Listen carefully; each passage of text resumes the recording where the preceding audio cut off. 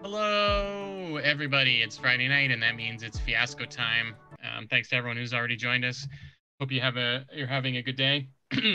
I'm Jordan. I'm not really the game master of this game. It's a GMless game. Fiasco, if you haven't played before, I'll be teaching the rules in a moment, but I sort of facilitate it when it comes up. Um, for whatever reason, I guess I know the rules best. We have some fun people I'd like you to meet.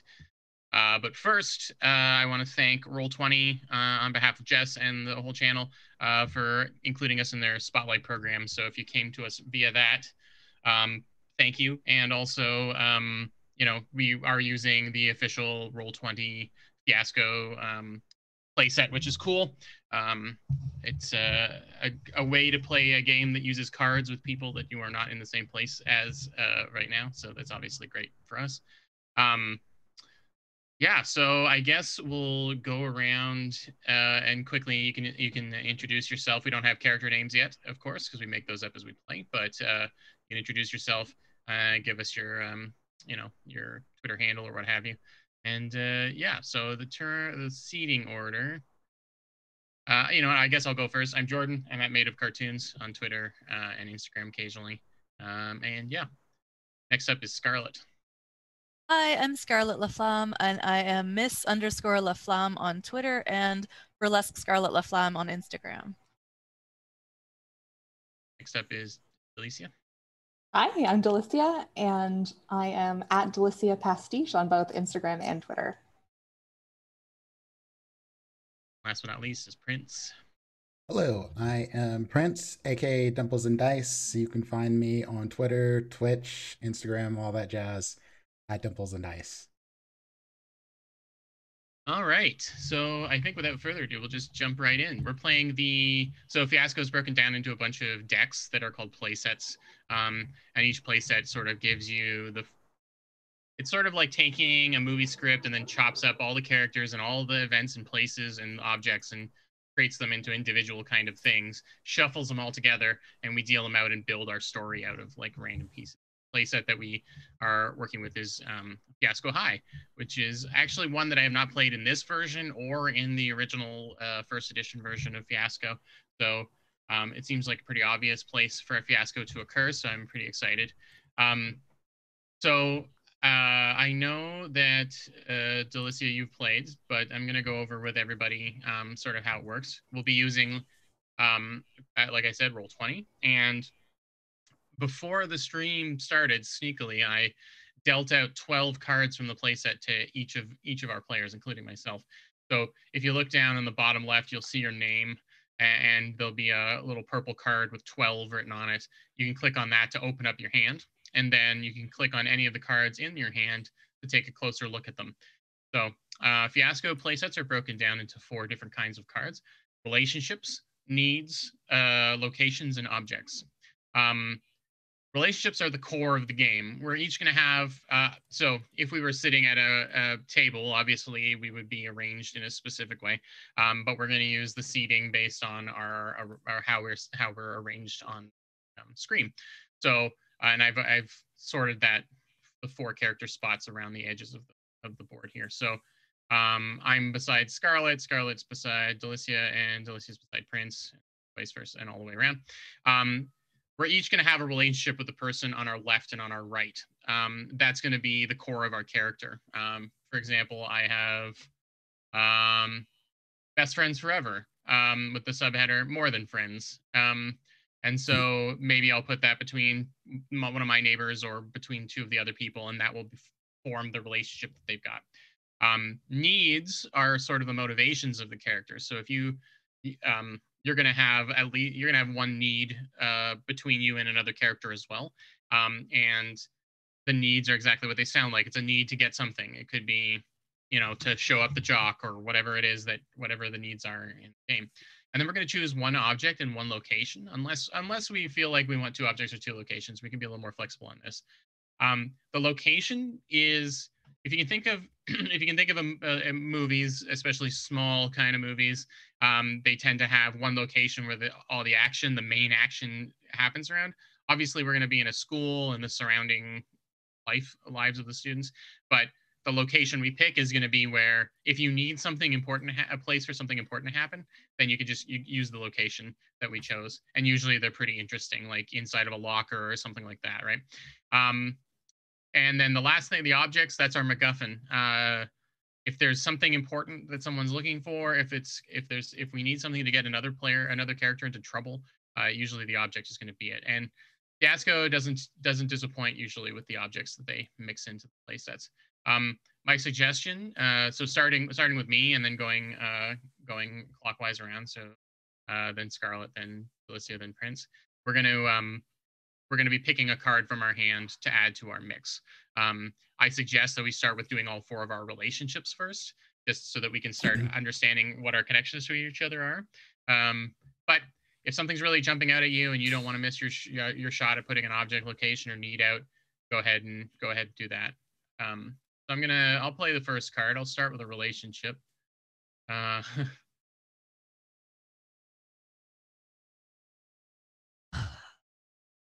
Ooh.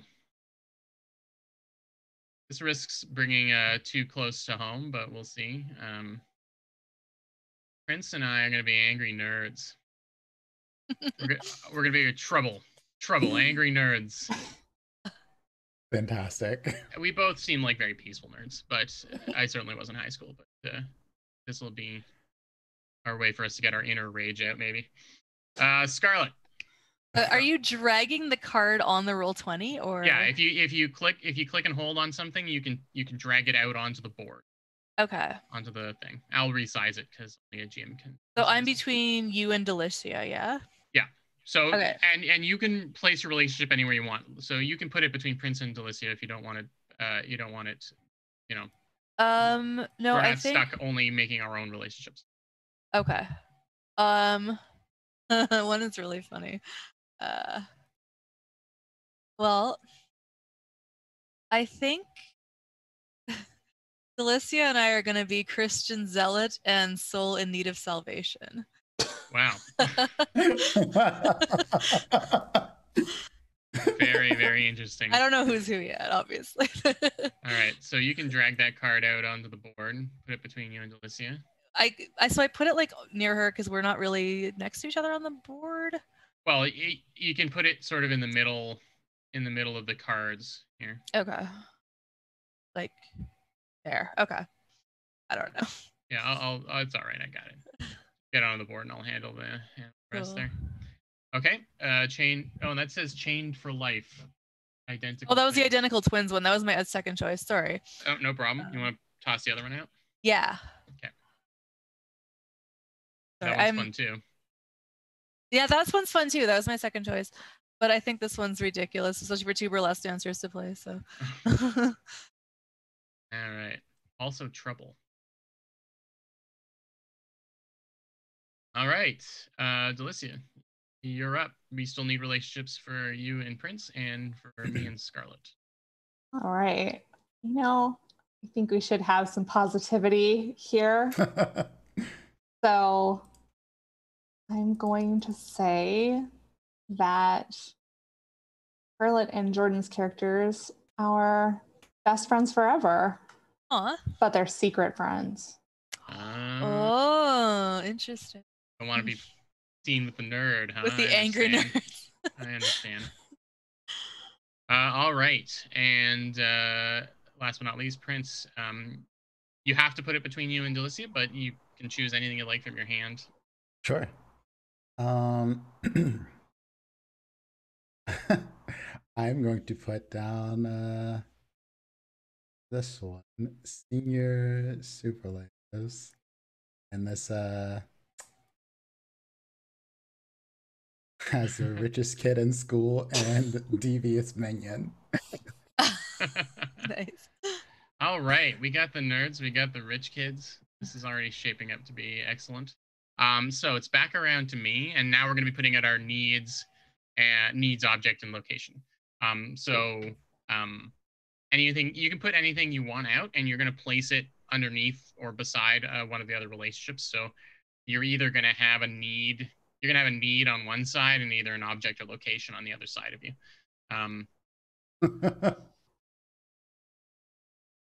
We got here.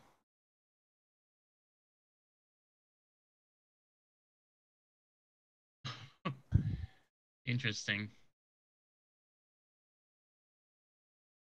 I have to use this one because it's so specific. Don't know how it could be a location, but it is one, and we're gonna go with it.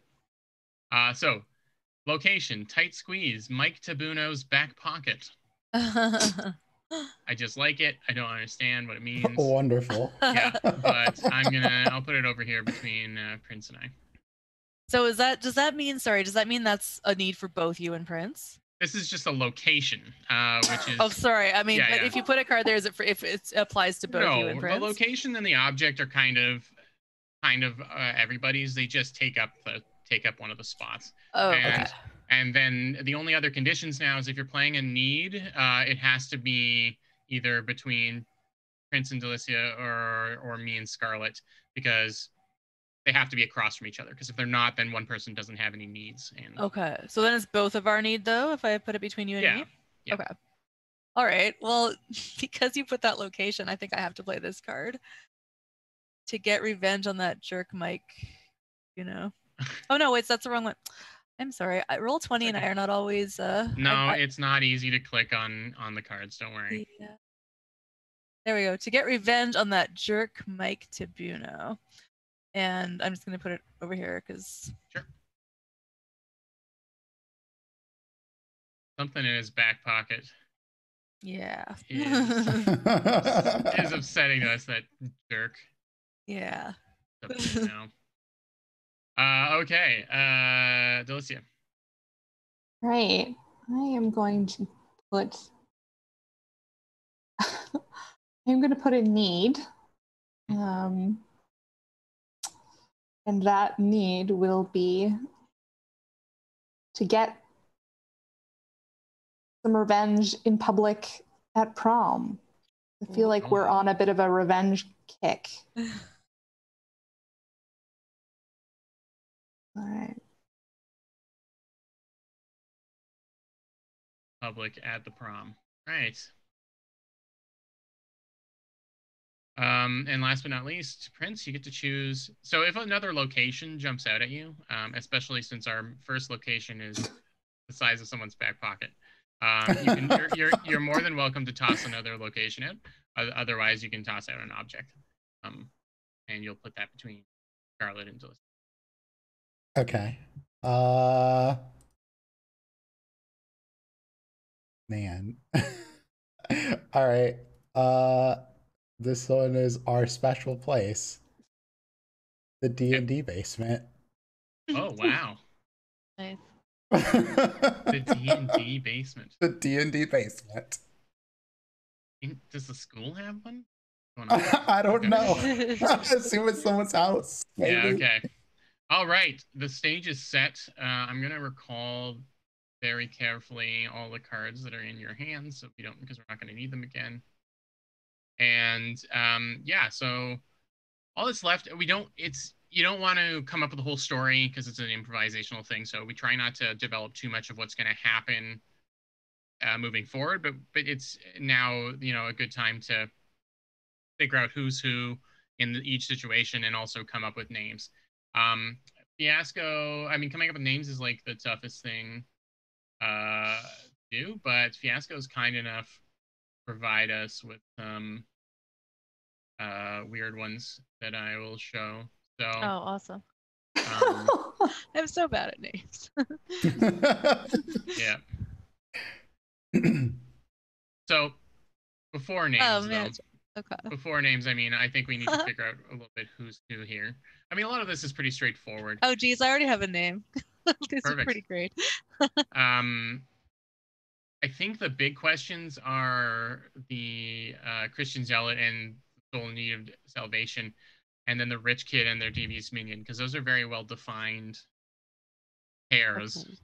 Sure. Well, yeah. I might want to be the Christian Zealot because I found a really good name. Okay. Mary Jane Fairweather, and I feel like Mary Jane Fairweather would be a church girl. Yeah, almost too churchy. Right? Yeah. That would make Delicia a, soul in need of salvation. All right. Are I you mean, if okay you're with playing- that, or if do you you're want to playing- switch? We can switch. If you're playing D&D, I mean, Satanic Panic, you know, is Yeah, if you're playing D&D, I need to save your soul. I think that's what we're gonna go with. I think that okay. I think I would like to be not just playing D&D, but I'm gonna be the rich kid who financed the D&D basement. So I really need my soul saved. Do you ever?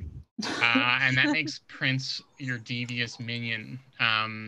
Prince, are you cool with that? Yes. Okay. I can totally be a devious minion. I have never played a game with you, so I didn't want to suggest anything, but it's good to hear. Okay, I sort of see where this is going. I mean, Scarlet seems like she might be the villain of the piece, and all the rest of us are just trying to play some rich person D&D. That's fair. Like, Yeah, and the secret But you and I friendship are between secret you and me friends, really, this will give us some good stuff to work. yeah, there must be something you and I both have in common that's like really, really strong, but like otherwise, on You're the just surface, jealous. it's just You're just jealous. yeah. You want to be a sorcerer, and I do, but my And- parents are very strict. oh, And right. Sorry, Rebecca Reed. if only I could just throw fireballs, but If that you would want be devilish of me.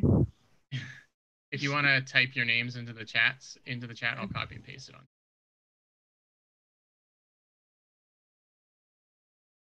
Okay, Sebastian St. Thomas. Wow, all right. Such a good rich kid name. Yeah. If I'm gonna be a devious minion of a rich kid, I'm gonna go all in on it. I am gonna have to pick a fairly. It seems like we're in some sort of like snooty school. Yeah. Mm. Yep. We do have an entire D&D basement. Yeah, I know. You funded. An artsy, a little bit artsy private school. All right. I'm gonna be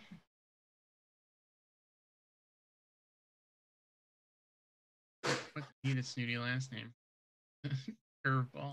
I need a snooty last name. Yeah. What's your first name? I actually haven't picked a first name either. So I'm gonna be Lloyd something. Lloyd is a very nerdy name. I'll be. You be Lloyd Vanderloyd? Is there a Vander Lloyd? No, I just made it up. All right, I'll be Lloyd Vanderloyd. Like my Oh, father before me. fantastic. I love it. Sorry to all the Lloyds in chat. Hey, I'm card carrying nerd. I got nothing to be ashamed about. Lloyd Vanderloyd. Dumb. Perfect. And we've got our kind of connections made. I think we're pretty much ready to start. Oh. Okay, never mind.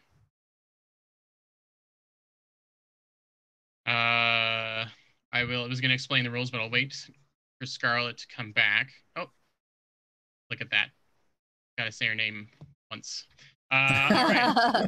You don't have to do it the other 3 times. Yeah, no. You're more efficient than Beetlejuice, I guess. Right? Or Candyman. Or Candyman. One is more fun to hang around with. I think. Definitely. Yeah. Okay.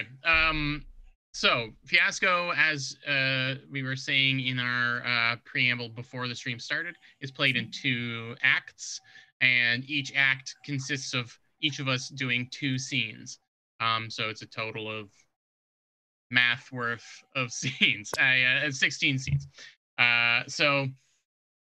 Starting with me, since I am first and often go first, I will start up a scene, and we'll go around until we've each done 2. Then there's the break in the middle where we do the tilt, it's called, where some wrenches are thrown into the works. New prompts are added that we need to try and incorporate in the second act.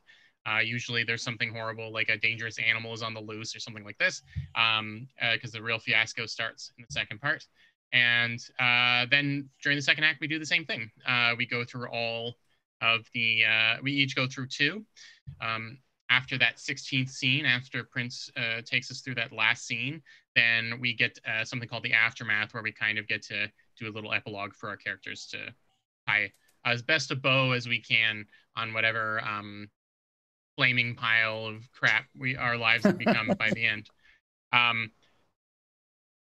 When it's your turn, you have 2 options. You can set up a scene, meaning basically you just start role playing. You could drag somebody in. You just say, we're here, we're doing this, we're talking about this, and go. Or you can choose, you can ask the rest of the group to make up the scene for you, to kind of put you into a tough spot or something, and kind of conjure a scene for you. The other difference between those 2 is if you set up your own scene, then the rest of the group will decide the outcome, either a positive or negative outcome for your character in that scene. On the right-hand side, you can see there's 2 decks, the positive and negative outcome deck, or negative, positive, whatever. And there's a limited number of those. There are 8 of each. And so my character is Lloyd Vanderlloyd. Oh, thank you. Like my father's before me. So if we decide your scene ends positive for you, we give you a positive outcome card. If we decided it has a negative end for you, we give a negative outcome card. Once all 8 positive outcome cards are gone, there's only negative outcome cards left. So you can sort of see how this game starts to unravel. And at the very end, during the tilt and at the very end of the game, we use those to do some to decide who gets to make some decisions and things. So if you're setting up your own scene, then the rest of the group will decide how it goes. Usually when the scene gets to a crossroads where it could go either way, the group will decide. Alternatively, if you want everyone else to set up your scene, you get to choose the outcome. So you can say, I want a positive ending to my scene, but you all have to set it up for me. So in an ideal situation, if someone chooses the positive ending, for example, everyone else is going to put them into a spot where they have to give up something or do something horrible to get what they want. Was that clear as mud? I mean, it's going to be very easy to pick up once we start playing, but okay. Sure. Good and bad endings, limited number of both. You can either choose the ending or choose the scene, but you don't get to choose both. Okay. And now we're ready to play, really. So I am up first, Lloyd Vanderlloyd. We're high school, right? And we're pretty settled on being like a private school of some kind. We sound fancy. Yeah. We're extra fancy. Okay. So we also have this Mike Tabuno. We got to make sure we bring him in. So I'm gonna start. I'm gonna set things up and just say it's D&D night, which is at Fiasco High is Mondays, Wednesdays, and Fridays because it's the coolest damn school. Yeah. And it's a basement below the library, which I think makes sense. I think our school has been around for like 100 years or something, you know what I mean, or longer. And so it just has lots of, it was like used as, you know, a military base or something in some big war. And so it has just many layers and all kinds of weird stuff to it. And so the basement below the library is like perfect for playing D&D in. It's got columns and dust and spider webs, and they have set us up. They've set us up with a one of those deluxe D&D tables, you know, with the sunken, the cup holders, the sunken stuff. Extra fancy. Yeah. My God, I didn't even know this existed. That's amazing. Yeah, they're great. Try to keep my Gatorade. I mean, they look like they're great. I'm never going to be able to afford one in my entire life. But yeah, so I'm going to say the three of us, me, myself, Lloyd, Sebastian, and Rebecca are all either getting ready or just finished. Let's say we're just finishing our D&D game. And we'll say, to keep him involved, Mike Tabuno is one of the players as well.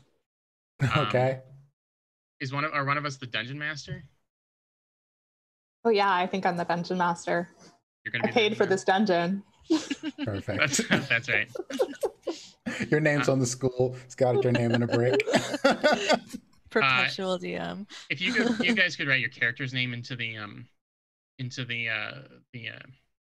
Zoom, so that along with your regular name, just so I can. It just Oh, makes it on easier here. for me to Okay. remember. Yeah. Sure. I tend to look at your faces more than I look at the Fiasco screen. And okay. So Rebecca is our dungeon master. All right. I'm gonna say Mike Tabuna has just left. And there's silence as we're kind of packing up our stuff. And I say, I fucking hate that guy. Lloyd. I don't care how much, how much money his dad donated. It doesn't matter. It doesn't mean that it shouldn't mean that we have to let him play. Got 2 other nights to choose from. He could play on Wednesday nights. He could play on Friday nights. Got their own DMs. Yeah, but we're kind of cool. Like, yeah, but that's the reason I don't want him here. I get why anyone would want to be here, Sebastian, but Mike is not cool. No, Mike's a hot mess. Well, what do you think is so messy about him? We're 3rd level, and he's got 3 different classes. Okay. Yeah. All we're doing is propping that kid up. We're dragging him through. Yeah. Pick a side. Go Oathbreaker like I did. Yeah. But 2 of his classes are the classes that we picked. I mean, it doesn't even make any sense. I think it's just he sees how good you are, and so he wants to. I don't know. He wants to drag us down, and Look, I tried to kill him off. I tried, but he survived. This is the crypt of extermination, okay? I mean, I can sort of help that along IRL if you like. I mean, not that far, but I'm just talking about throwing him out of the group, finding someone else. He could have an accident. If he had an accident, he would just be crutches and play D&D more. Yeah, D&D is a game where you can sit down and literally anyone can play. Its greatest strength and also its biggest weakness, because it makes it hard for us to get rid of Mike. We should find something he doesn't like. Like, I don't know, jazz that we play really loudly in the background, or what they do at supermarkets to keep kids away. Yeah, we pump classical music in the hall so that he doesn't come close. Paint everything bright yellow like they do at McDonald's so people don't stay there very long. Yeah, but keep in mind, we want to stay down here. Also, I'm pretty sure we would lose the D&D dungeon if the D&D basement, if we painted everything yellow. We are children after all. I mean, my father paid to have this place painted in the first place. Yeah, but that's why we got all like the spooky cracks in the walls and stuff like that. That's what we want. It's the D&D basement. It's on the sign, and I point at the sign above the door. It's a really cool sign. It is. It's not a great name, but I like the sign. The woodshop guys did primo work. That's right. They didn't have much of a choice. Well, my family paid for the woodshop too. Yeah. They either do primo work or they flunk out. Okay. Why don't we do some retcon on Mike Tabuno and figure out something we could do to keep him away? Yeah, I think we go the in-game route to upset him. That's what I think. We have to I mean, Sebastian, you literally carried his character through that last fight because. Yeah, I had to turn off my aura and everything. Yeah, so we should just neglect him. That's what we're gonna do. But that's what we should do. We just neglect him. Yeah. Don't use healing word on him. I like it. Yeah. Oh, but he's just gonna cast it on himself. That's what he did this time. I'll be like, there's no way for me to know how many hit points your character has. He only has one spell slot. Right. Yeah, he did a bad job at making that character. I hate Mike Tabuno. I hate him so much. Yeah. So, Scarlett, you're on the outside of this, so you can actually choose whether you think this should end with a good or bad ending.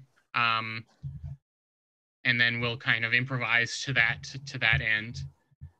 I feel like there's a bad ending here where you show up or something, since we definitely don't want you here. But Yeah. you could also, NPCs in Fiasco are a little weird. We usually just someone jumps in to roleplay them temporarily. So you could also show up as Mike Tabuno and cause problems too, or anything that you can think of. I feel like it's a bad outcome, and I do show up. Mary Jane Fairweather shows up to try and recruit you all to come to youth group. Okay. Oh, jeez. That sounds like a bad ending. So I'll grab this card and I'll put it over beside my my name here. So we've all just packed up our stuff and maybe did some kind of like pinky swear or weird handshake to just get Mike Tabuno out of the group through neglect. And then we turn and Mary Jane Fairweather's darkening our doorstep. Hey, everybody. Oh, hi, Mary Jane. Hi, Oh, Rebecca. we just Hey. finished playing. Everyone hide the demons. Demons can't be hidden, Lloyd. You? Shows what you know about demons. I know a lot about demons. Thank you very much. I read about them in my favorite book. Maybe you've heard of it. It's called the Bible. The Monster Manual. Sebastian played a demon in our last game, so don't even try and tell us about demons. I don't want to play a demon or tell you about demons. I want to tell you how to avoid them. But nobody wants to listen to that.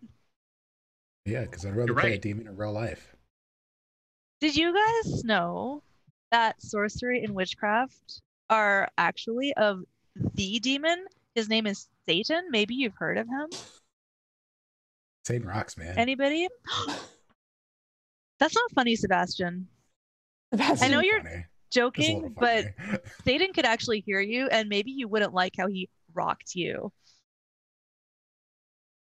I think, Rebecca.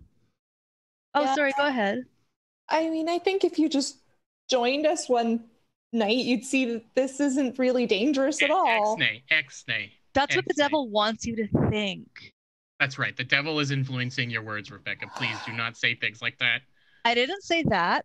I said that you think it's a harmless game, but that's what he wants you to think. If you are role-playing witchcraft, that is a sin. And that's what the devil wants. So actually, Rebecca, I came here to invite you to my super fun youth group picnic tomorrow. Do you want to come? It's really fun. There's going to be sing-alongs and punch, and you get to hear about this really cool dude. He's kind of my best friend. His name is Jesus Christ.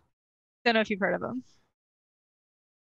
I have mathletes tomorrow, and yeah, but well, I think that that's great that you have a really good buddy, and I'm sorry you don't like D&D Basement, but we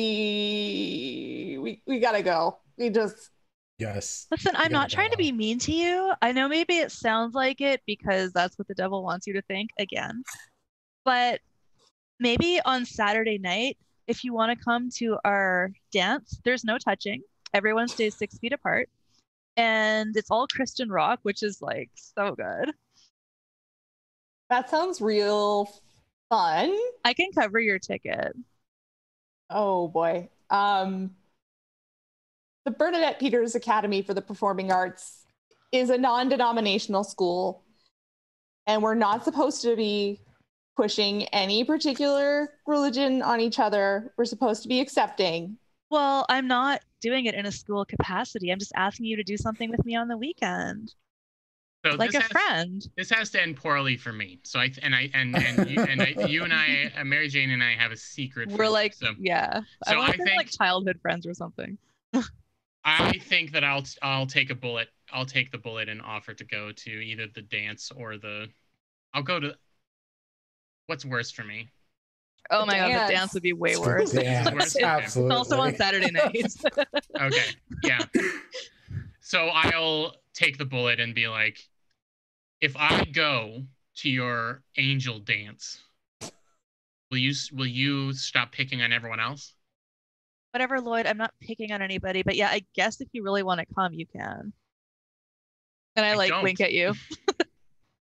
Well then, whatever. I'm I'll doing see you it so that you will Saturday. stop bothering my friends. I'm not trying to bother your friends. I'm trying to help your friends. Well, I'm so sorry, Lloyd. I'm so sorry. Sebastian, do you want to come too?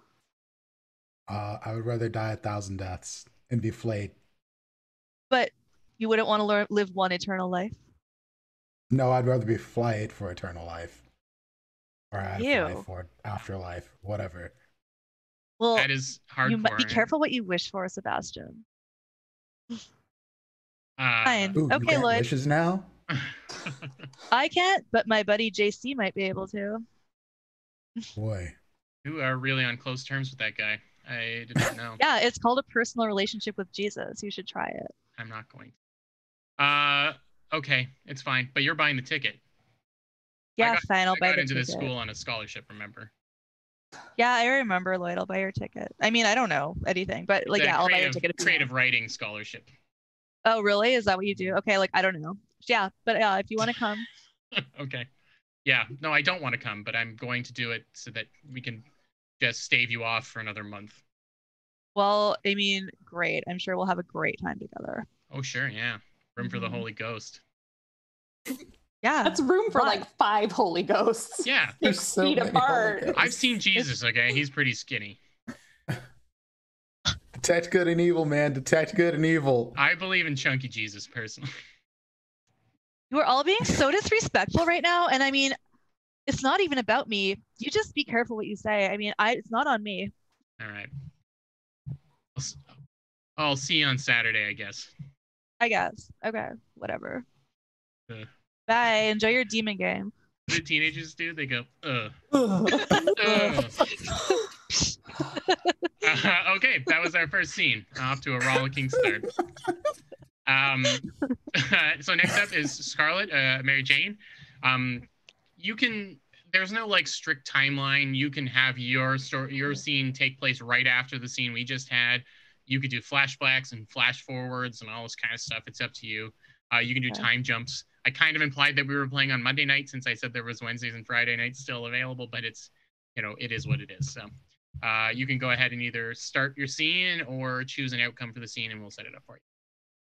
Oh my god. Okay. I sort of thought that was my scene, so I'm gonna... No, that was my scene. Yeah, you kind of stole it. But I thought that. Totally Sorry, did. I thought when I picked an outcome, that's that good. meant the scene was over, and then I was the next scene. Okay. Otherwise, I wouldn't have done that. Me Okay. having to That was hang out with perfect. Mary Jane was the outcome.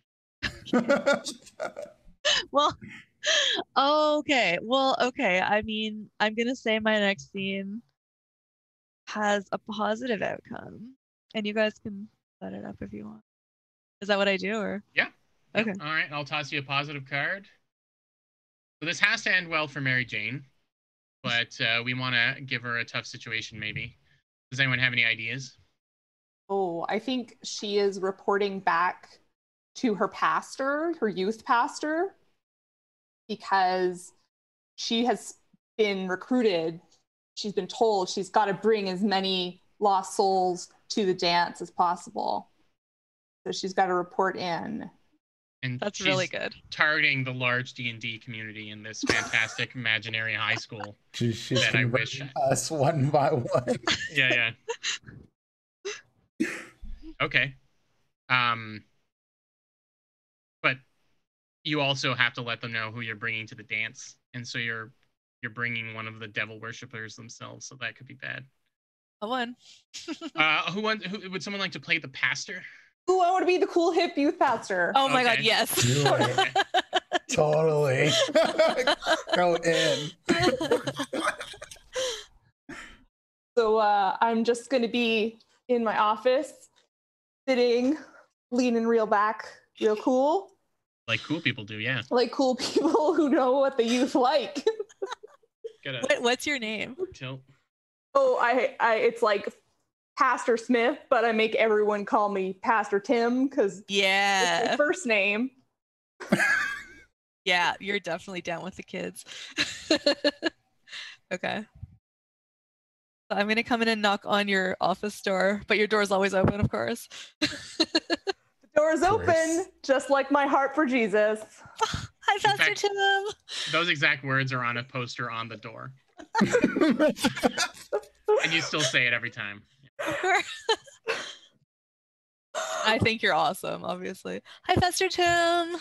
Oh, hey there, Mary You Jane. can call me MJ if you want. LMJ, how's it hanging? Pretty great. Well, not as great as I expected, but I still got one person to come to the dance from that evil D&D group. Whoa. Well, one is better than none, but Yeah, they were really mean. oh, They don't really. I don't know if, like I said, everything like, hey, you could have this new best friend. His name is Jesus Christ. But I don't know. I think the devil really has a grip on them. But this guy Lloyd, who I don't really know, but he plays Dungeons and Dragons a lot. around here we just call it the game. Sorry, the game. Yeah. Sorry, Pastor Tim. He's maybe reachable. I'm paying for his ticket because he's on a scholarship to that school. That's very Christian of you. He's not what. Thank you. I really wanted to get this rich girl who her dad paid for the whole dungeon basement, but our basement, it needs a bit of refurbishing. And that would be pretty helpful if we had some friends in high places. Well, we do. 4 friends in high places. Oh, I get you. Yeah, I know. But I don't know what to do, Pastor Tim. I tried telling them that they were all going to hell, and it didn't seem to make them like me. Some people just don't want to hear the truth.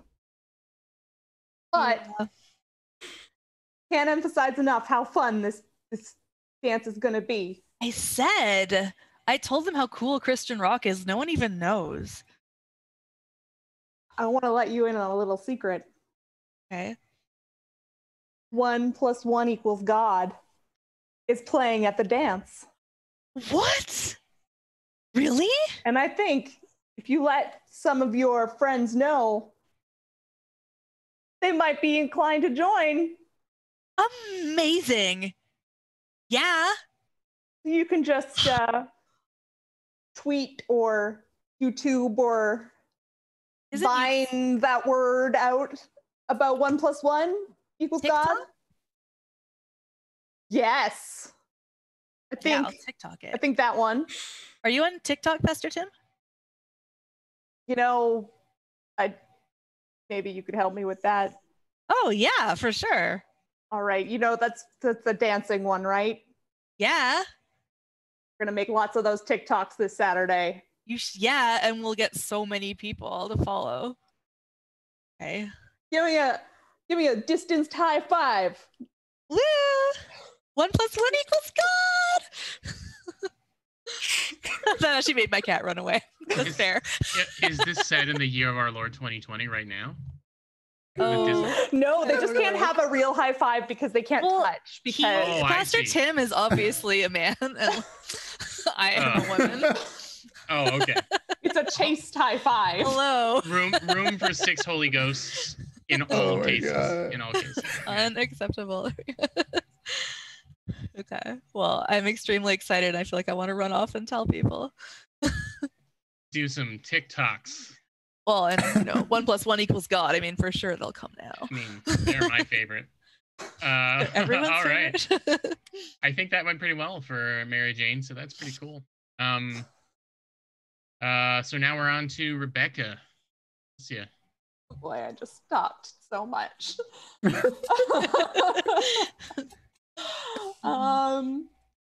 I can let you all set up a scene for me, right?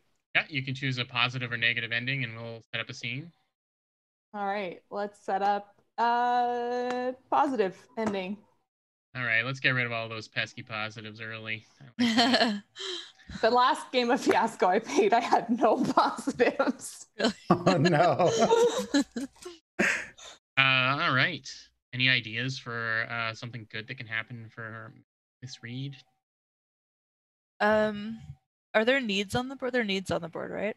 Oh, public revenge at prom is one, right? We changed prom to the 1 + 1 = God dance. Yeah, I think that makes sense. That's good. Not the prom, it's just a promenade. A promenade with Jesus. Yeah. No touching. That was well played. I like that.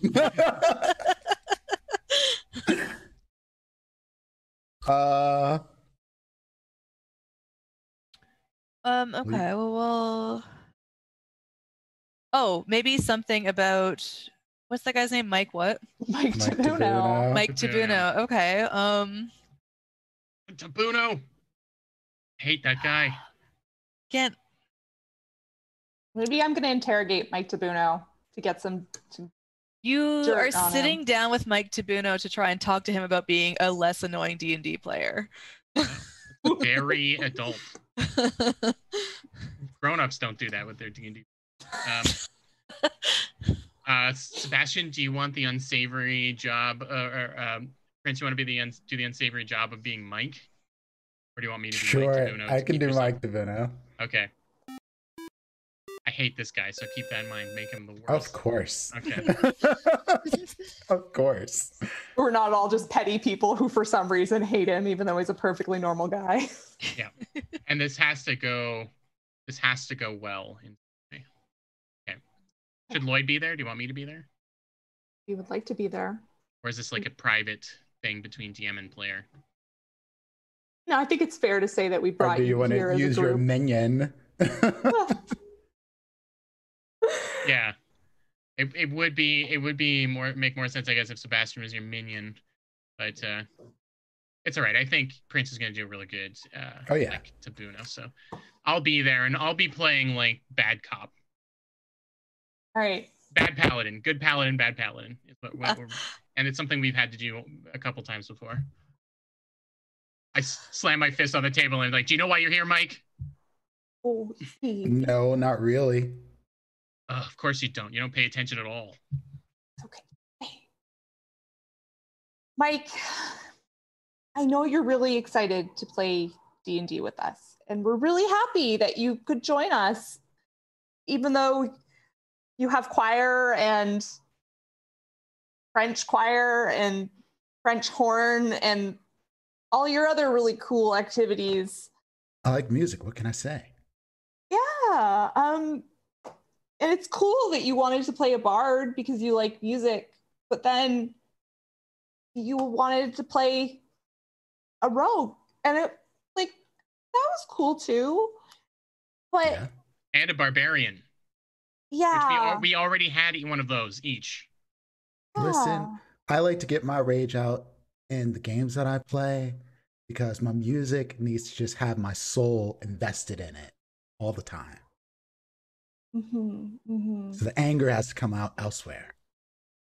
I like, through gritted teeth, whisper to Rebecca, maybe we should arrange a real life accident for this dick. Really rude. Whatever. I'm a teenager. Sorry. Like, it's just, it's hard because the party doesn't have a lot of balance right now. Because, well, it's, you're only a level 3. And you're 3 level 1 characters. Yeah, so that means that I'm 3 times as flexible as all of you. Oh, it means you're 1/3 as good as any other, literally any other character. Listen, I'm rich. I know what I'm talking about.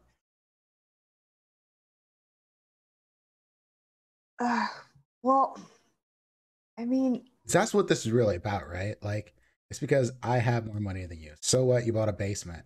I'll buy this whole school if I need to. Okay.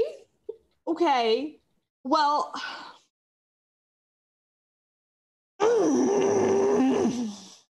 Mike. You can't both be bad paladin. Keep that in mind. He's so mad. Okay, Mike. We're gonna level up again, but I need you to level up one of the classes that you already have. Did you do that? Did we establish this other rule when we first set our session 0? No, we didn't. I'm the DM, Mike. Rebecca is the dungeon master. It begins and ends with what she has to say. It certainly could begin and end, but the players drive the story. Don't you agree, Lloyd? Don't you hate being railroaded? I'm as much of a fan of trains as anybody else, Mike. I bet you are. There's a time and place. Well, Mike, we all agreed as a dungeon group that we're going to go to the dance on Saturday as a bonding experience. So you have to come. And it's black tie. What are you doing? So you better show up. You're having a meltdown. You invited him to the dance. Yes, the black tie dance at the church basement. Trying to get rid of the guy, church Rebecca. Dance. Yes, it's a church dance. Yeah, no touching. You wouldn't like it. Oh, I have my ways. Your ways of what, Mike? Yeah, I don't understand that, Mike, and now I'm more nervous. Of having a good time. No. I mean, I can play the French horn. I can play the piano. Like, have you ever played in choir before? It's amazing. You really get in touch with God. Because he comes to you through your soul and the music at the same time. And this I really explains feel like so much about you, Mike. You all need to know a little bit more about that. Maybe you wouldn't be so angry, Lloyd. I'm looking out for what's good for the group, Mike. In that case, sure. I'll play your game. I will play a bard. I'm better at music than any of you ever will. We agree. That's great. I'm so excited. And I'll show up to your dance. You have to be dressed to the nines, Mike. Mike picks up his phone, types in a message, and I'll be dressed better than anyone else there. We'll see about that. I like it, Rebecca, because I don't really fully understand the plan. We'll see about that. Perfect. Tops and tails, Mike. Right, Rebecca? No one wears tails anymore. Not D&D. Life. Maybe they do it this It doesn't touch a reality. That's the whole point of this game. Yeah, to blur reality in the game. I think you really need to research escapism. We've all seen that movie with Tom Hanks. All right, we know what you're talking about. Just dress up. It's a dress-up dance where everyone is going to be dressed up. You and everyone else be dressed up. Got it. I'm Is there anything else? No, or do I have to buy you too? I think you should go now. I have to start. On. Level 2 bard, level 1 barbarian, rogue. What okay. a waste. It's okay because that's 4th level.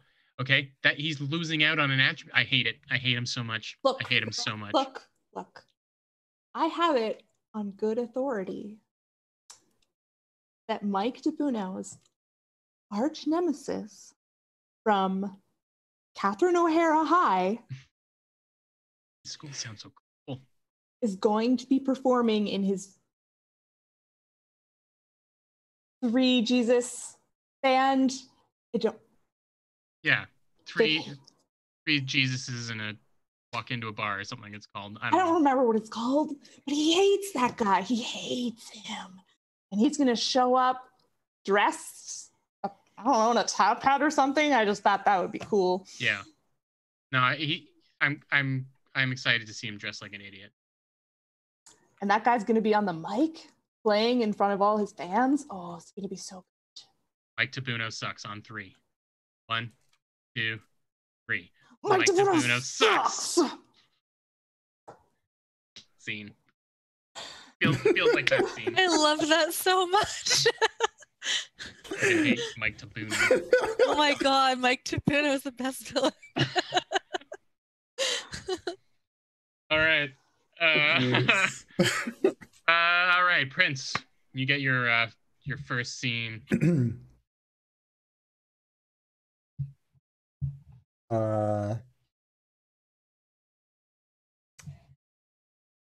Let's see.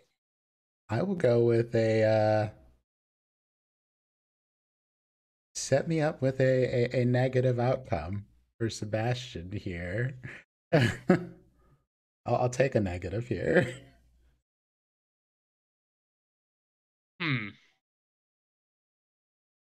Be really bad for Sebastian. What do we know about him right now? Not a ton.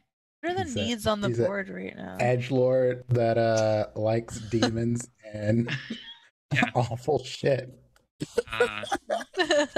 I mean, now he has to go to the dance. He has to go to the dance, which is pretty bad already. Yeah, that's right. And he doesn't even know yet. That's right. You've got voluntold. That's kind of bad enough in a way. What if Mary Jane has a crush on him? Oh, that's awful. Yeah. What a twist. Demon and the angel. So what is this, like Mary Jane flirts with Sebastian? Is that what happens? Or and like she'd be so bad at it because she's, sex is bad and everything's bad, but she, she has these urges and she doesn't understand. And he's completely thrown off by this. Yeah. Yeah. Okay. Just like super awkward, terrible flirting. Melissa, you like that Mary Jane corners Sebastian and flirts with him? But only with room for the Holy Ghost in between them. Oh, sure. Yeah. Okay. That's no fine, cornering. Yeah. It's a narrow hallway that you can, it's fine. Okay. There's your bad scene. Sebastian, where are you when it happens? I suspect Sebastian is coming from like, I don't know. Let's see, we're in a fancy smanchy school. He's probably coming from somewhere like judo practice. And he's coming from out of a judo class, and he's like kind of sweaty and angry, but just like leaving. It's like, yeah, another one. Sweet. And Mary Jane was like, she like kind of stalked him to his judo practice, but she pretended she didn't. Yeah, so he's walking out, getting ready, I guess, to head to the showers and looking like, yeah, I didn't kill someone, but like I got as close as I could legally. Oh my goodness. Sebastian? Is that you? Oh God. Sorry, that's the wrong word for you. Yeah, we shouldn't say it like that, but it's nice to see you. Wow, Yeah. Did you just come from fighting people? Yeah, we do judo. Wow. Kind of warm in there sometimes, I guess. Oh. Well, you look really good. I mean, yeah, that's okay. Yeah, you look really good. I mean, whatever. It's fun. She just I thought you hated me. What is happening right now? You thought I hated you? Oh, no. No, I just hate the game that you play. The game? Well, I'm not supposed to say it. Wait, why are you here? Oh, I was supposed to meet somebody here, but she was sick, so I was leaving, but then I saw you and I just wanted to say, hey. Are you trying to recruit me again? Because like I hail Satan and Xenu and all those other gods, Sun God, Tyr, what other gods? Bast, the flying spaghetti monster. Yeah. How many gods have you experienced? I guess.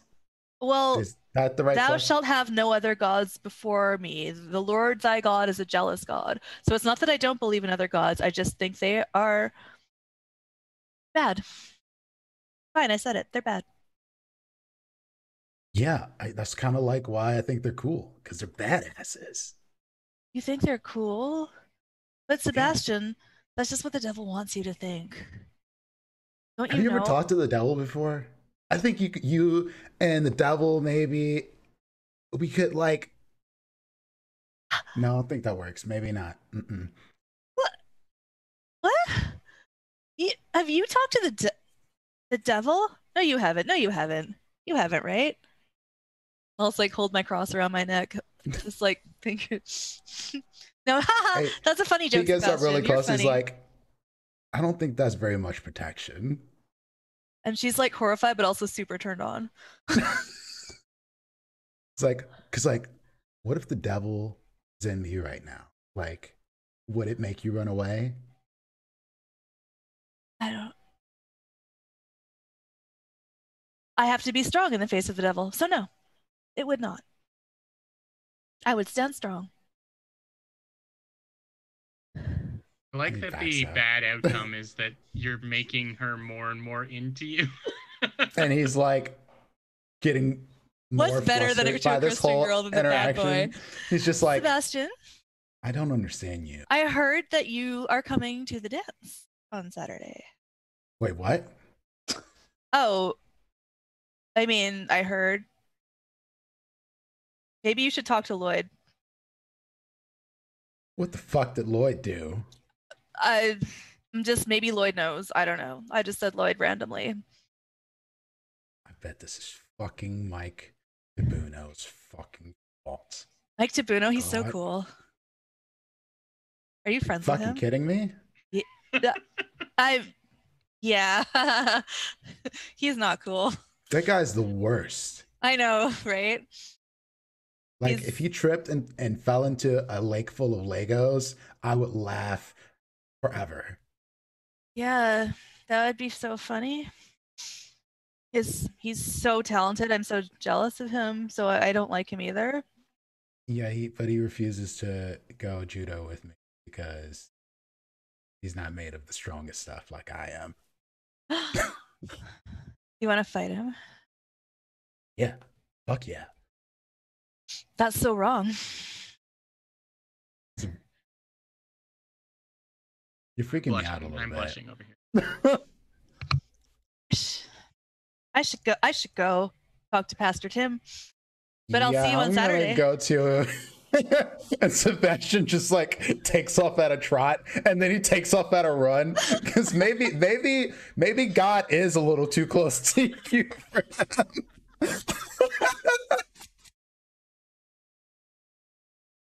I said that was a bad outcome.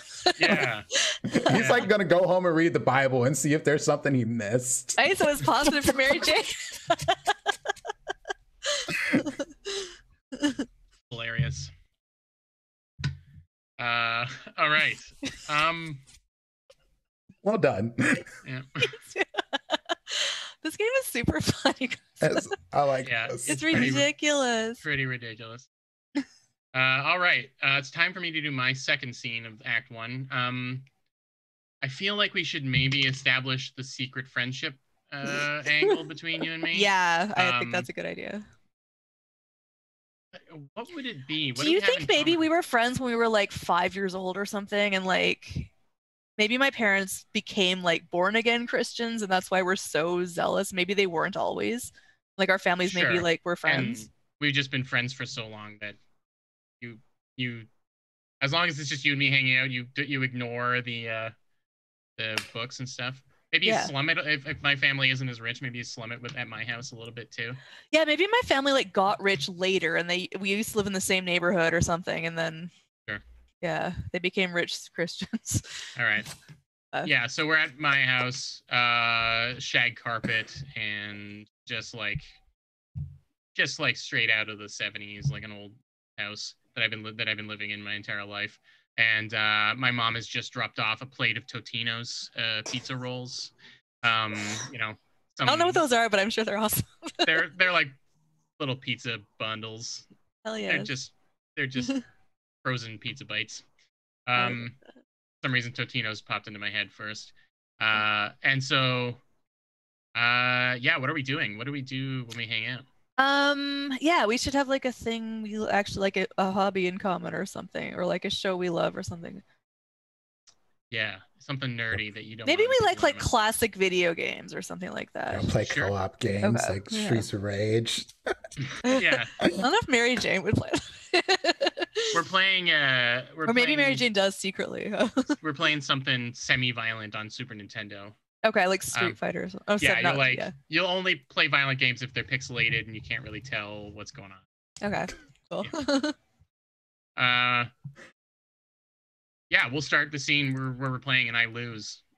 I throw the controller down. Yes. Are you practicing when like at home? Like, do you have one of these scrolled away? Because you only play when you're here. I thought. No, man, I'm just awesome. Yeah. Well, jury's still out on that.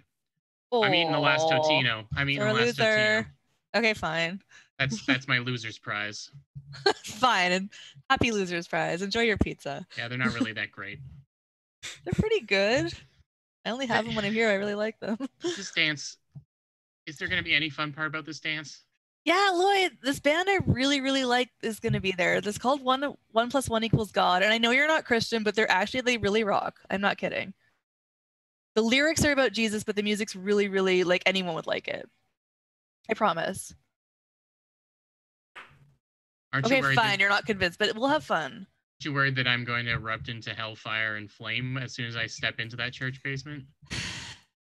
No, I'm not. I think. I say, "Are you sure?" And I do this, and I jump up onto the couch. Don't you think my dangerous Dungeons and Dragons ways may cause problems? Lloyd, my pastor told me I had to tell everybody that Dungeons and Dragons was evil, and like maybe it is, and like, but I don't think you're evil because you play it. It's making me evil. Is that what you think? I don't know. I just think maybe it's got some stuff in there. Like magic is creepy, dude. Like it scares me. Have you looked in any of the books before? Do you even know what's written inside of these things? Aren't there like devils and stuff and like sure, but you know what we do when we play the game? Well, don't you pretend that you do this magic stuff? We pretend to fight the bad guys. But really? You're the good guys when you play Dungeons and Dragons. But don't you do magic and witchcraft and stuff like that? Sure, but it's to like banish demons. Get really? rid of... Sure. You're not demons? Well, there are people that have horns and pointed tails and stuff, but like... Ew. Yeah, well, it's an aesthetic thing, mostly. Most people play those because of the aesthetic. I don't really know what the big interest in tieflings is, to be honest. Yeah, they sound gross. Yeah. But yeah, you're the good guys. I mean, you're not fighting on Jesus' side necessarily, but he would totally be into this game, I think. I don't know. What? Be careful about that. Oh, he does magic. He turns food into other food. I mean, that's miracles. That's not magic. It's not the same thing. People aren't supposed to do magic. Tell that to a level 4 cleric. Wait, what? A cleric? Yeah. Oh, seriously? Turns out there's gods in this game too. There's a bunch. Oh, see, I can't do that though. Those are bad. Yeah, but you're just pretending. Have you ever read a book? You're not allowed to read a book? I mean, I'm actually not allowed to read some books. My parents took away all those fantasy books that we used to read. Huh. Well, you're missing out. That's all I'm saying. Yeah, but I just don't want to go to hell, you know? It's hell. It's a big deal. I guess so. We've been 2 campaigns back. We actually went to hell, and it's pretty cool. You get a motorcycle. I was not expecting it. Yeah. Come on. We were just pretending. Yeah, but like, the devil's a trickster, you know? So what if he's tricking you and you are gonna go to hell? And I just don't want you to. That's all. Well, I appreciate the sentiment, I guess. I mean, obviously, but you gotta stop with the preaching around like coming down and preaching to us. You know what I mean? Like we got the message. But what am I supposed to do? I mean, my pastor told me to get people to come to the dance. This is maybe a good point for a good or bad result for me, and I'll kind of role play which direction. So, what do you think, Bastion and Rebecca? We have so far. I have if a you negative. go bad here, then I would say you just dunk on her faster and say he's just a capitalist and he wants to get money for the church.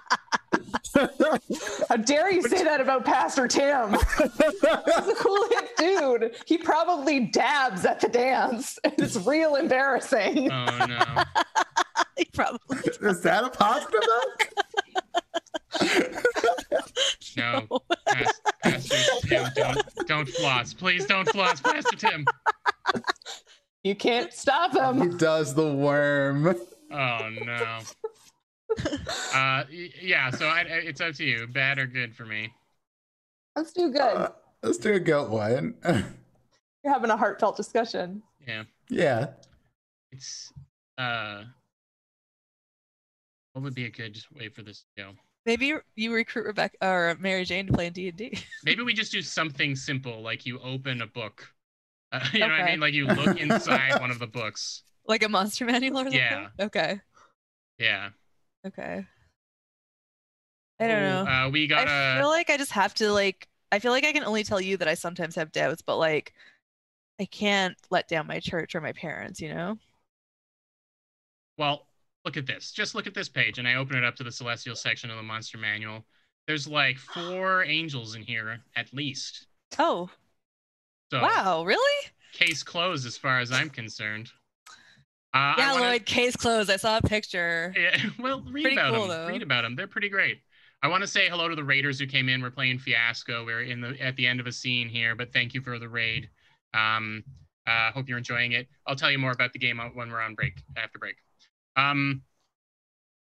Yeah, no, you're the good guys. You can be an in angel, this. and you fight demons. Wow. Yeah, I mean, some people play a little fast and loose with the rules of who's good and who's bad, but you know, we all come out at the end being, except for that hell one. We made some choices during that hell one, but like beyond that, you know, it's about heroes. It's about champions. It's about Christian goblins. Huh. Well. You can take that home. Flip through. Okay, I'd have to hide it though. Sure. I have I find like a slipcover that fits it for like an old dusty art book. Or something. Yeah, or like a map. Amazing. Yeah. Okay. Now it looks thanks, it looks like boring history. Real history. Okay, well, I mean, yeah, I'm gonna read this. This actually looks not what I've been told about it. Devils are bad guys in our world too. Even the characters that have horns and tails. We'll get into that stuff later. Okay. Yeah, it's a kind of a gray area thing, which I don't think you're ready for. Yeah, it sounds really weird. Okay. Wow. Oh, well, thanks. Thanks, dude. Okay. We're going to play Excite Bike now. Play what? We're going to play Excite Bike on the NES. Okay, awesome. Yeah. Okay. And I'm going to beat you this time. Whatever, sure. Okay, that's the scene. I know that was the Mario music. I know that it was the Mario music. I can't hum the Excite Bike music for the life of me. All right. That's my scene, my happy ending. All right. Scarlett, you're up. Okay. I guess this time I will pick a negative ending. Because I picked positive last time. All right. The most scenes that we've had to set up for people. Fiasco and Sorry, I've just never played. No, that's all right. I mean, you're doing great. Okay. We need a bad scene for Mary Jane. I mean, getting caught with a book seems like might be a good. Yeah. Did you have an idea, Lucia? Oh, I mean, she has a crush on Sebastian, so I thought maybe she would come across Sebastian's like character sheet in the book where he is clearly like a chaotic evil. Yeah. You you're playing a tiefling and like you have this drawing. He's playing a tiefling. He's playing a falling ASMR, and he has Baphomet as his god that he worships as a oathbreaker paladin. So he's literally like, I turned against God so I can worship the devil. Well, I guess it's Mike Tabuno for me. Oh no! Pushed into Mike Tabuno's arms. That is the. Oh, okay. How do we want to set the scene up? Or do you want to? I mean, you don't have to like role play a whole scene out. You can just sort of describe something happening and sort of narrate it too. So it's up to you. I like roleplay. Okay. Maybe she finds it and gives him a call. Oh. She wants. Oh, I could do that. I'm like secretly reading it with the flashlight under my covers. Right. Like, what is this? How do I have his number? I guess I just stalked his number somehow because I'm a stalker. It was in the monster manual. Oh yeah, of course. Okay. Yeah, it's like if lost, return to. Okay. Yeah, Sebastian is that guy. He would totally do that. All right. With like or else written with like underlined 10 times. Or else. Return it or else. Yeah. All right. Yeah, for sure. Okay. Sounds good. A phone so, call. Okay. I pick up and dial Sebastian's number. Hello? Hello, is this Sebastian? Yeah, who's this? It's MJ. Mary Jane Fairweather.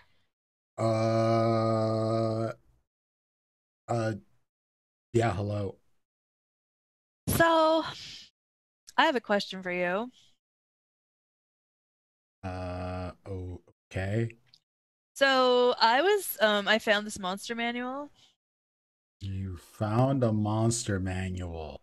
Yeah, and I was told that in D&D, it's actually not, you don't have to be evil if you don't want to be evil. I was reading about angels and stuff like that, so you can play a hero and you can do good and you can fight demons. Yeah. So you don't have to do that in the game, be evil, but your character is really evil and you chose to do that. He's not wait. How do you what? Hold on. So you have a monster manual now. You have my character sheet. You have my number. Your number was on your character sheet. So I didn't do anything. Well, yes, I am playing a sort of evil-ish character. He kind of worships Satan, but he uses Satan for power so that he can do the best for the world, mostly. Justin, don't you know you can't use Satan for power? He uses you. He tricks you. Not D&D. Well, I don't understand because some people say that D&D is not an evil game, but you say that you want to use Satan in D&D. Yeah, why not? Like, there's a bunch of different gods. Why not use good guys and the bad guys to like do best for yourself? Like, why do you want to? Nobody's gonna look out for you but you. That's not true. That's not true. Jesus looks out for you. Well, my party does look out for me sometimes, except when I have like my satanic aura around me. Then there's just like they just get a little scared of me. But like that's like me in real life. But why wouldn't you want to roleplay something good? Because like good never wins. That's not true. Stuff because like I make people do stuff. They listen to me because I make them listen to me. Like Satan? Like Satan, I guess. Yeah, Satan's inspiration, I suppose, in that case. But like, so is like, I don't know, Muhammad Ali. Like, people listen to his stuff and he did stuff, and like, you know. Sebastian, do you think Christianity is like, would you ever be a Christian or like hang out with a Christian? It depends. Like, are they gonna try to like turn me into one, or like, Well, like that's do I sort have of to how. drink the Kool-Aid?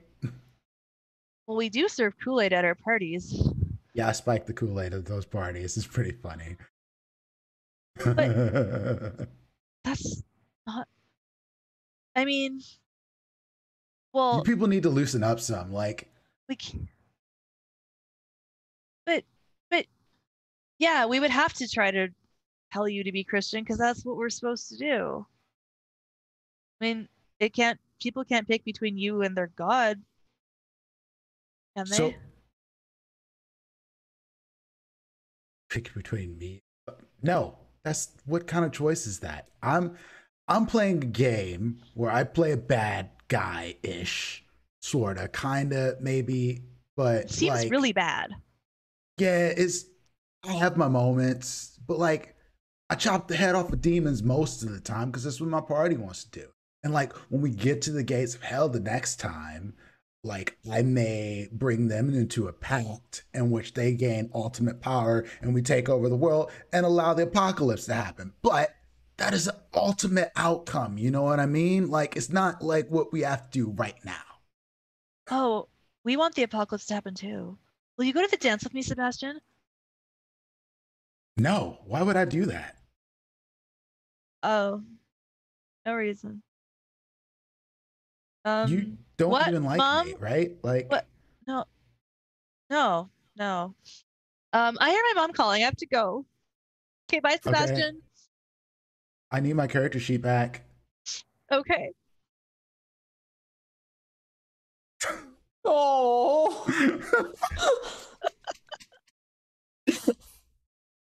Bad ending indeed. I had to go with the bad ending. Yeah. You just hurt your stalker's feelings. Do I feel Right. bad for Mary Jane Fairweather? I don't know. All right. I think I do. Sebastian just That's wants his character sheet moral back. conflict is a negative outcome. It is, yep. Existential crisis at 16 or whatever. Okay. Lucia, you're up.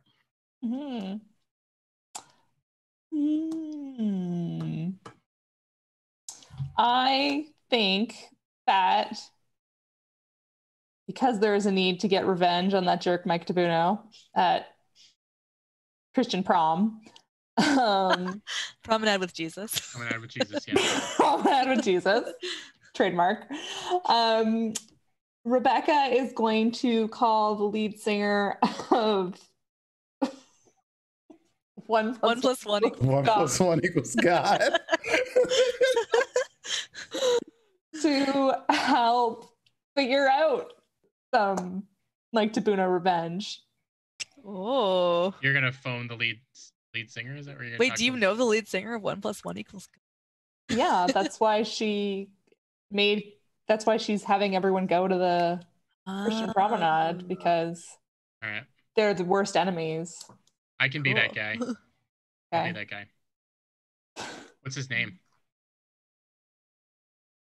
Henry Mortimer III. Henry Oh my Mortimer God. III is the lead singer of this Christian rock band. Okay. Cool.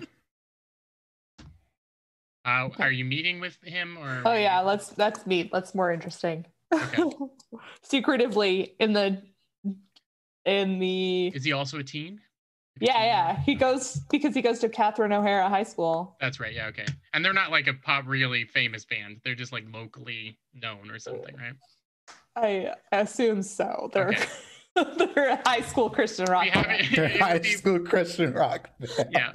I would like to meet him after the band practice at Catherine O'Hara High School. Cool. He's got a leather jacket on with like a rhinestone cross on the back. And he like flicks the tail end of a like lollipop away, like it was a cigarette. My apology. I don't actually have anything against Christian rock bands, but I'm just trying to imagine what a tough goody two shoes person would be like. And so it's somewhere between the Fonz and SpongeBob SquarePants, I guess. Hey Rebecca, you wanted to chat? I mean, hey, not so close. Holy ghosts, you know. Yeah, I remember from guitar camp that you can't be alone in a room with me or closer than 6 feet. Well, it's just like, you know, not my rules, but I try and follow them, especially when I'm out in public. You know, as my persona. Oh, okay. I mean, it's nice to see you again. So,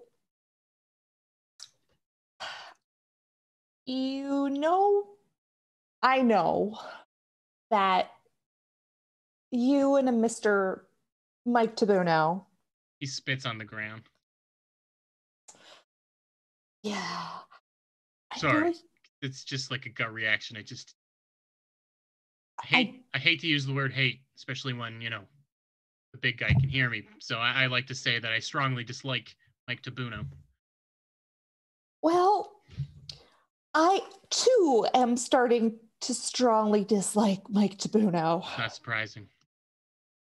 Guy's a dink. Oh. Excuse me. I didn't mean to cuss. Sure. Well, I have it on good authority that Mike Tabuno will be attending the Jesus Promenade this Saturday. Well, you know, all are welcome, obviously, the Kingdom of Heaven and whatnot, but if I see him in the crowd, I'm just gonna be tough. What if you had, like, you know, a thought of something that could happen to Mike, but you didn't have to do it, so it would be fine with, you know. Well, I mean, have you ever just wanted something bad to happen to Mike? On the record, no. But, and he like reaches into his backpack and he pulls out a notepad and he just writes yes on the notepad and holds it up so that God and Jesus can't hear it. And I mean, problem is I don't know what would really get to Mike because I haven't known him that long. Yeah, I don't, even though I strongly dislike Mike Buno, I've never thought about that because that would be, you know, thinking ill thoughts of other people, which is definitely not something I ever do. And he writes on the notepad, pants fall down. Okay. Flips the notepad, says classic. He writes classic. A classic indeed. That's great. Good to know. I've got to find who Mike Tabuno's tailor is. You know, I got to give that guy some credit. I mean, he's pretty good musician and stuff. But I also know he can't sing, which isn't me speaking ill of him. It's just some people can do stuff and some people can't do things. But I bet he'd be embarrassed if it would be embarrassing for him if he was asked to sing. Good to know. Not that I want anything ill to happen to Mike Tabuno. No one wants anything bad to happen to Mike. We're all, you know, God's kids. All love Mike Tabuno. Yeah, he's great. He gets love thy neighbor and stuff. Yeah. Great. Thank you so much. This has been wonderful. Your jacket is great. Oh gosh. And remember, Mm-hmm. the math is simple. Mm-hmm. 1 + 1 = God. And he winks and he points. He turns around and he gets onto his bicycle. The basket on the front. He throws his backpack into. And then he bikes away.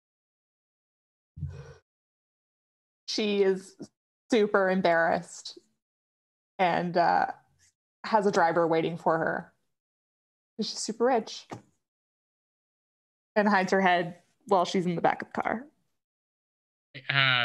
Did this go good or bad for you? I think it went kind of good. Kind of good. Yeah. Embarrassment aside.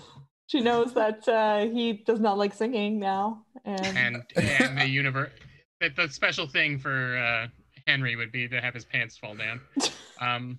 Classic. Yeah.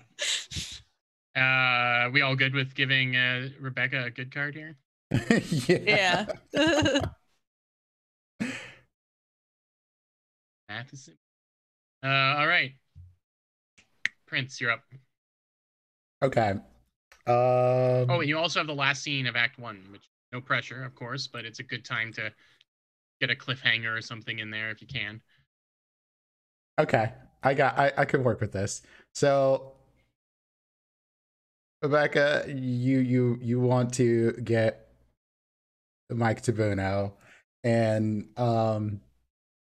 Sebastian has been thinking about this for a while. So the in his back pocket, would that be Lloyd that's in his back pocket, or would that be Sebastian that's in his back pocket? Oh. Because that was something we didn't. I didn't even think of that. I assumed there was something tucked in his pocket physical. Oh no, I felt like someone was metaphorically in his back pocket. That makes a lot more sense. Well, Uh-oh. what's the bigger twist? Lloyd hates the guy with every fiber of his being, so it would be really bad if I was somehow in his pocket. Right. Sebastian maybe is more obvious. With turncoat on the rest of the party, maybe. I don't know. I'm thinking potentially Lloyd could be, unfortunately, sort of like in Tabuno's back pocket, especially since you laid out that Lloyd is not as well off. So maybe he does like Tabuno's got Tabuno's homework, or oh my like, god, maybe like your makes parents Tabuno look work for Mike smarter. Tabuno's parents or something, or your dad works for Mike Tabuno's dad or something like that. Serving to Mr. Tabuno. Yeah. And so that makes Sebastian even more want to like get at him, especially since he's like Rebecca's minion. Sure. So what do you figure your scene is? You're finding this out? Yeah. So I would say that Sebastian gives word that, you know, Lloyd has something with Tabuno, and Rebecca has a revenge plot against Tabuno, and he's like, okay, this is what we're gonna do.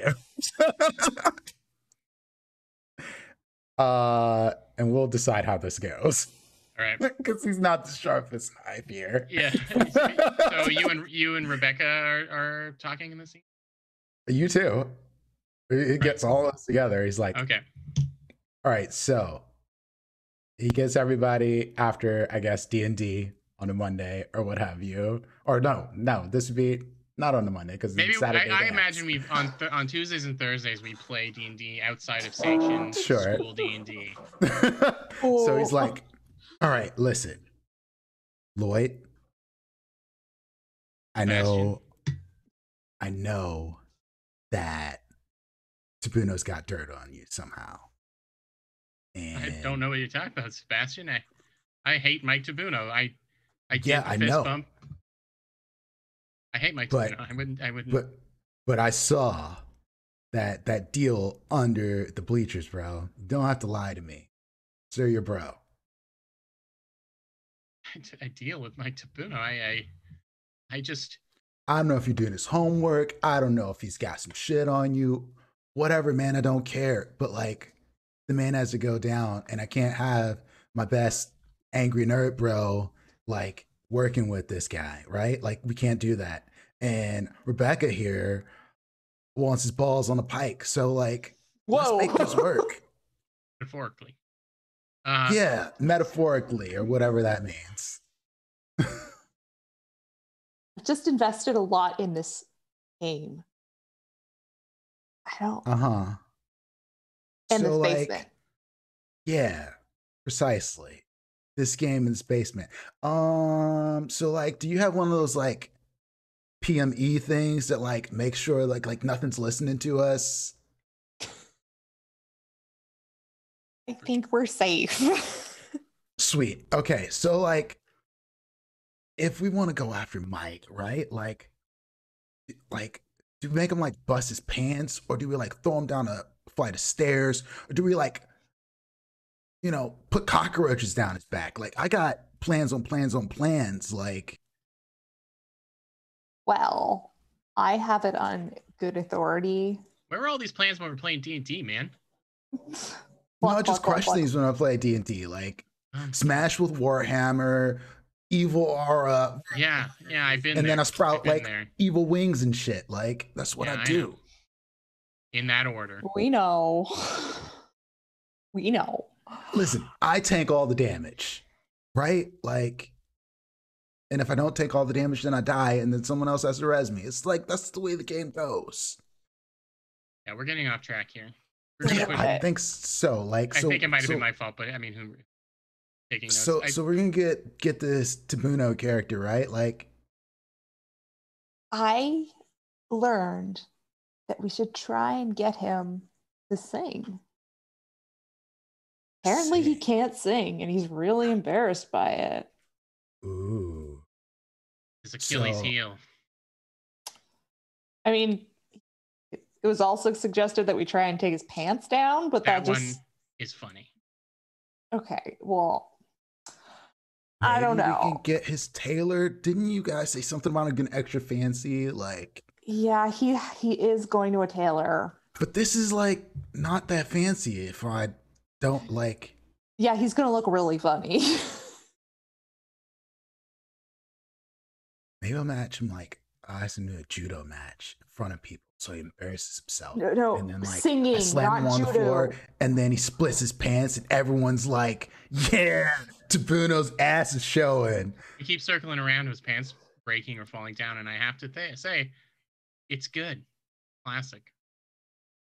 Okay, well, what if he's singing, and then while he's singing, his pants come down? Is that good enough? It's good for me. Like, definitely yeah, even better. that's a double doozy, right? Okay. How do we Still get him on that stage? That French horn, because that's kind of hot. Like, I'm not even gonna lie. When he's playing that horn, it's like I feel that. Yeah, I mean, I get it. That's how he lured me in. I have questions about that, but we'll talk about it at another time. How do we get him on the stage? Well, like, you're friends with the 2 × 2 = heaven guy. You can just tell him that, you know, special guest. He's not gonna turn down being invited on the stage, right? Right? Like, he's a cocky cock, right? Like, challenge him or something. Like, make him like have to defend his honor. I think Henry will do that. Ooh, I got it. I think I have a thing now. Like, he's super rich, but you're super rich too. And just like tell him that like your family made the Forbes list of whatever above him, and then like whatever, he'll like try to make something of himself and get on stage. He'll sing because I'm more rich than he is? Yeah. Do you ever hear that guy talk? He told me he'd buy me at least 7 times. Yeah, I think your barbarian brain is getting to work here. And he can do that. He can buy people. I've heard. Lloyd, is there something you're not telling us? Yeah, Lloyd is definitely like bought. But that's like why we're trying to solve this, right? Lloyd. And I know you're like my best friend / like mentor / like person I look up to. like Bex, but like you have a thing for Tabuno, and like now you want him done. You are the one talking about his French horn. The French horn is hot though. Like I just like music. I feel it in my soul. Look, Right, Whatever's he's left of it. If you haven't seen him play it, you won't understand. It's amazing. It's the Tabuno that proves the rule. You know what I mean? Like he has ruined my game, and I want him out, and I want him brought down a peg. Okay. We can get him up on that stage, I'm sure. Like you just you have to challenge him with your like monetarily wit or whatever. Monetarily wit. Monetarily wit. I know. Donations. We'll raffle off the right to guest with 1 + 1 = God. And he'll outbid me. I'll let him outbid me.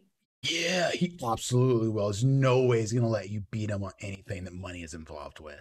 Not after you got the D&D dungeon. This will probably pay for their stupid church dungeon. Basement. Whatever. Fine, it's fine.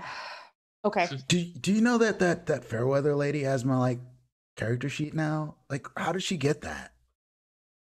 Oh, did you just leave it here one day? Is she going through our stuff? No, she said she had a monster manual. Did she steal our monster manual? You know, my monster manual did go missing. Oh, that's so creepy. Well, you got to keep a better eye on your shit, man. Yeah, I've had a lot on my mind, okay? Yeah, I understand, bro. Scarlett, I love having secrets. Scarlett, you chose a good ending for Sebastian, so I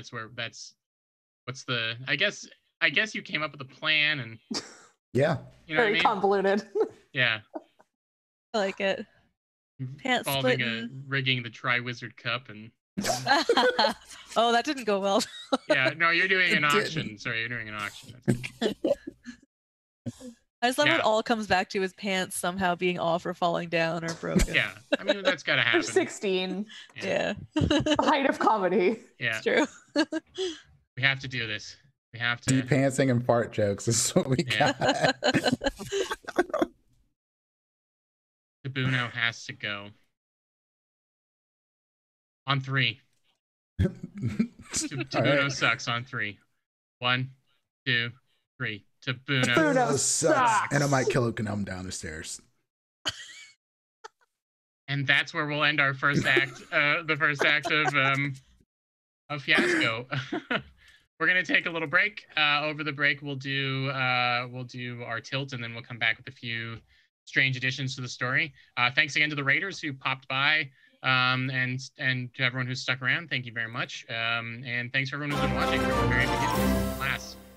I knew this was going to be a good group, and I knew Fiasco High would provide a fertile ground for nonsense. So, yeah, we'll be back in about 10 minutes or so, and everyone get up, stretch, get some water, and we'll see you all soon. I can't control going to break, so that's up to the ghost. But see you later. See you soon. Bye. Bye-bye.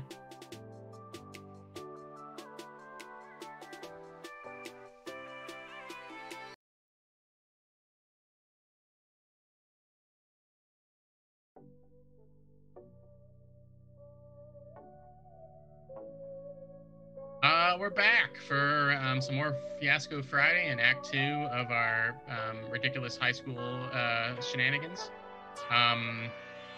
And I think I'm starting the beginning of Act 2. Oh, we've introduced our tilt in the middle, which is using the outcome cards. We flip them over, and through some math, we have decided 2 people got to decide some tilts. We've got 2 tilts. One is innocence, love rears its ugly head, and the other is failure. You thought it was taken care of, but it wasn't. And we have to incorporate these themes, these concepts into the second act as best as we can. Yeah. All right, I'm gonna have to get Prince to be Tabuno again. I know that this Yes. is a soul This is gonna be wrenching so difficult for me. Yeah. Because he's a rotten piece of crap. But it's you and me under the bleachers. It's Lloyd and Tabuno under the bleachers, and we've met there under the cover of darkness. And I have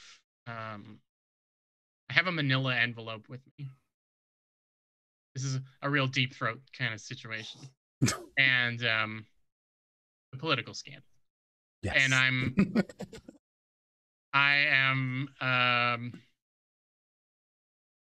I shove the manila envelope into Tabuno's chest, and I'm like, you could just learn how to be better at the game. I could, but why would I do that when I have you? It's not hard to make a good character. Yeah, but that takes like work, and it does. I'd rather pay someone to do work for me than do it myself. What else are you supposed to do with all this money? I wouldn't be able to answer that question even if I tried. But you need the money, so here you are. I'm doing this for the game. Yeah, that's what they all say. Look, there's 5 characters in there. They're some of my best work. They're for all tiers of play. They should get you into any game. But my name's got to stay off these sheets. My friends find out. I want you attached to anything that I'm doing anyway. Why? Good. I want you. You. This is some of my best material, Tabuno. Okay? These are characters that I would have played myself. Good job. You're fantastic. I swear to God, Tabuno, if I find out that... And he pulls out a check and he's like, there you go. I look at it. Do you want it in Bitcoin? I can do that too. I don't even understand how that works, Tabuno. Okay? Get with the program, kid. No. Favorite game is D&D. Don't know why I'm saying that. I swear to God, Tabuno, if I find out that you're changing something about these characters, that you are. I've given you full bonds. Clearly, they're going to need the Tabuno magic. Duh. I swear to God, Tabuno. I swear to fucking God. Like, you're not made of the same stuff that I am. No, so, that's for sure. How do you embody the characters that I got here on a creative writing scholarship, Tabuno? Don't talk to me about character essence. I got here because of character essence. 16 instruments, bro. Yeah. My family owns 22 charter schools. Oh. Well, yeah, but you can't play a role to save you can't role play out of a paper bag. This is why I have you write my characters for me. I'm shocked your friends haven't even put this together yet. They're kind of dumb. Take that back, Tabuno. Well, the one kid who plays the wing guy, I mean, he's all right. He only has high charisma. Yeah, that's the right stat, right? Like, how do you have charisma and like spread evil across everything? How does this scene end for me? Because I have some ideas depending on which direction it goes in. Up to you there. It's up. Well, I guess negative because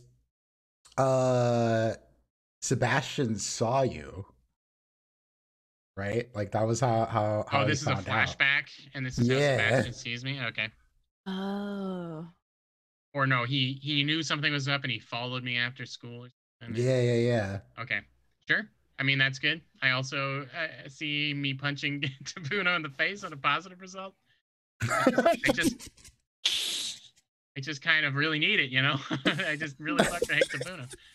But it's up to you guys. Good or bad, it's up to you.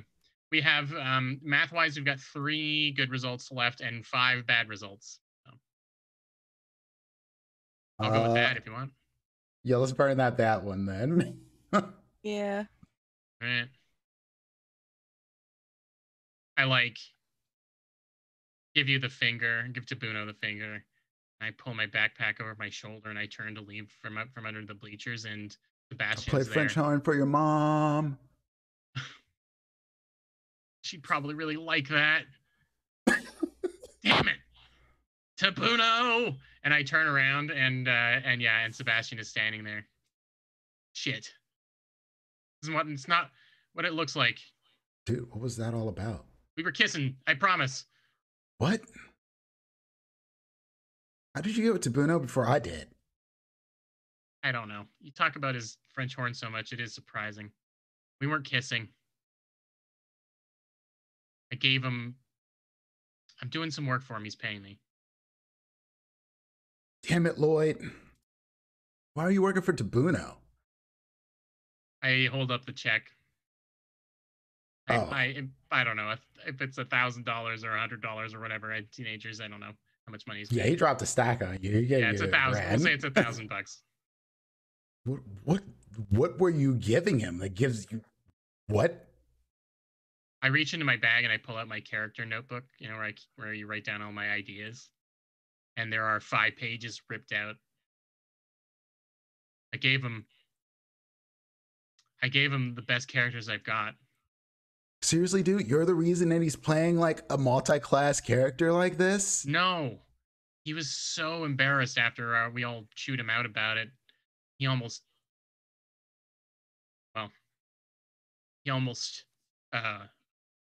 did something he couldn't take back. So I took the hit. Damn it. He told me I had to, or I couldn't come to his French horn practice anymore. I understand. Yeah, well, you know, I had to do what I had to do. We got to get down with Tabuno, man. We got to get him. No, I need to get out from underneath this. I've got like, I've still. What got if my someone best, finds out, man? Like, what if someone finds out? like one of the other D&D players? Like, yeah. Yeah, I'll be laughed out of school. Like, not our normal group, but like the rest of the people. They think we're elite. The greater D&D community at large, which is very important. No one respects Tabuno's D&D ability. If he takes your best characters, now they're going to think he's like us. Yeah. What's worse is what he's going to do to them. He's going to Tabuno them. They're going to get so fucking Tabuno'd, man. Oh, what have I done? What have you done? What have I done? And scene, I guess. Scene, yeah. Maybe one last like Tabuno howl at the moon, but yeah. Tabuno'd. I like that this is actually a sports drama almost. You're right. Yeah. But we've made it like a nerdy sports drama. The nerdy sports drama. I love it. It's like doping scandal with That's Mountain right, Dew. yeah. I heard Tabuno's got a ghostwriter for his characters. Instead of the drug test, you quiz him quickly on his characters. Yeah, you take the sheet from him. It's like, what's your charisma? Yeah. All right, perfect. All right, next up, Scarlet. Okay. Like Mary Jane needs a positive outcome. All right. Any ideas for a positive outcome for Mary Jane? Well, at this point, do you think we should be at the should we be at the dance maybe? You want to start moving to the already, dance? or should we like Sure. save that? Okay, let's be at at least the day of the dance. Yeah. We could have the dance start on my last turn or something too. Like we could each have one turn of the dance. Okay. Okay. But a lead up like the day of. I think that sure. I mean, yeah, like getting ready or whatever. Sure. What is it good? What would be good? I think she should go talk to Pastor Tim again about how she's not only got more kids to come, but she's got super rich kids. And 1 + 1 = God has offered to auction off a chance to play along with them at the dance for one final song. All right. That's a great idea. Yeah. That's wonderful. Yeah. Yeah, okay. Yeah, those were how with that. Okay. And Okay. go. It is office. Pastor Tim. Oh, I'm so sorry. You caught me in the middle of one of my TikTok dance practices. Oh, yay. I'm so glad you're doing TikTok. Yes, it is very, very hard. There are so many dances and they change almost every day. But Oh, it's what God wants. yeah, you can do it, Pastor Tim. I can do it. I have So faith. what do you have? Bless you. What do you have to tell me today? Okay. Not only did I get more kids to come, I got some really rich kids to come. So if they see that it's really, really cool, then maybe they'll give money and get their parents to give money. And 1 + 1 = God is auctioning off a chance for someone to come up on stage with them for their final number. Well, glory be. That is just perfect.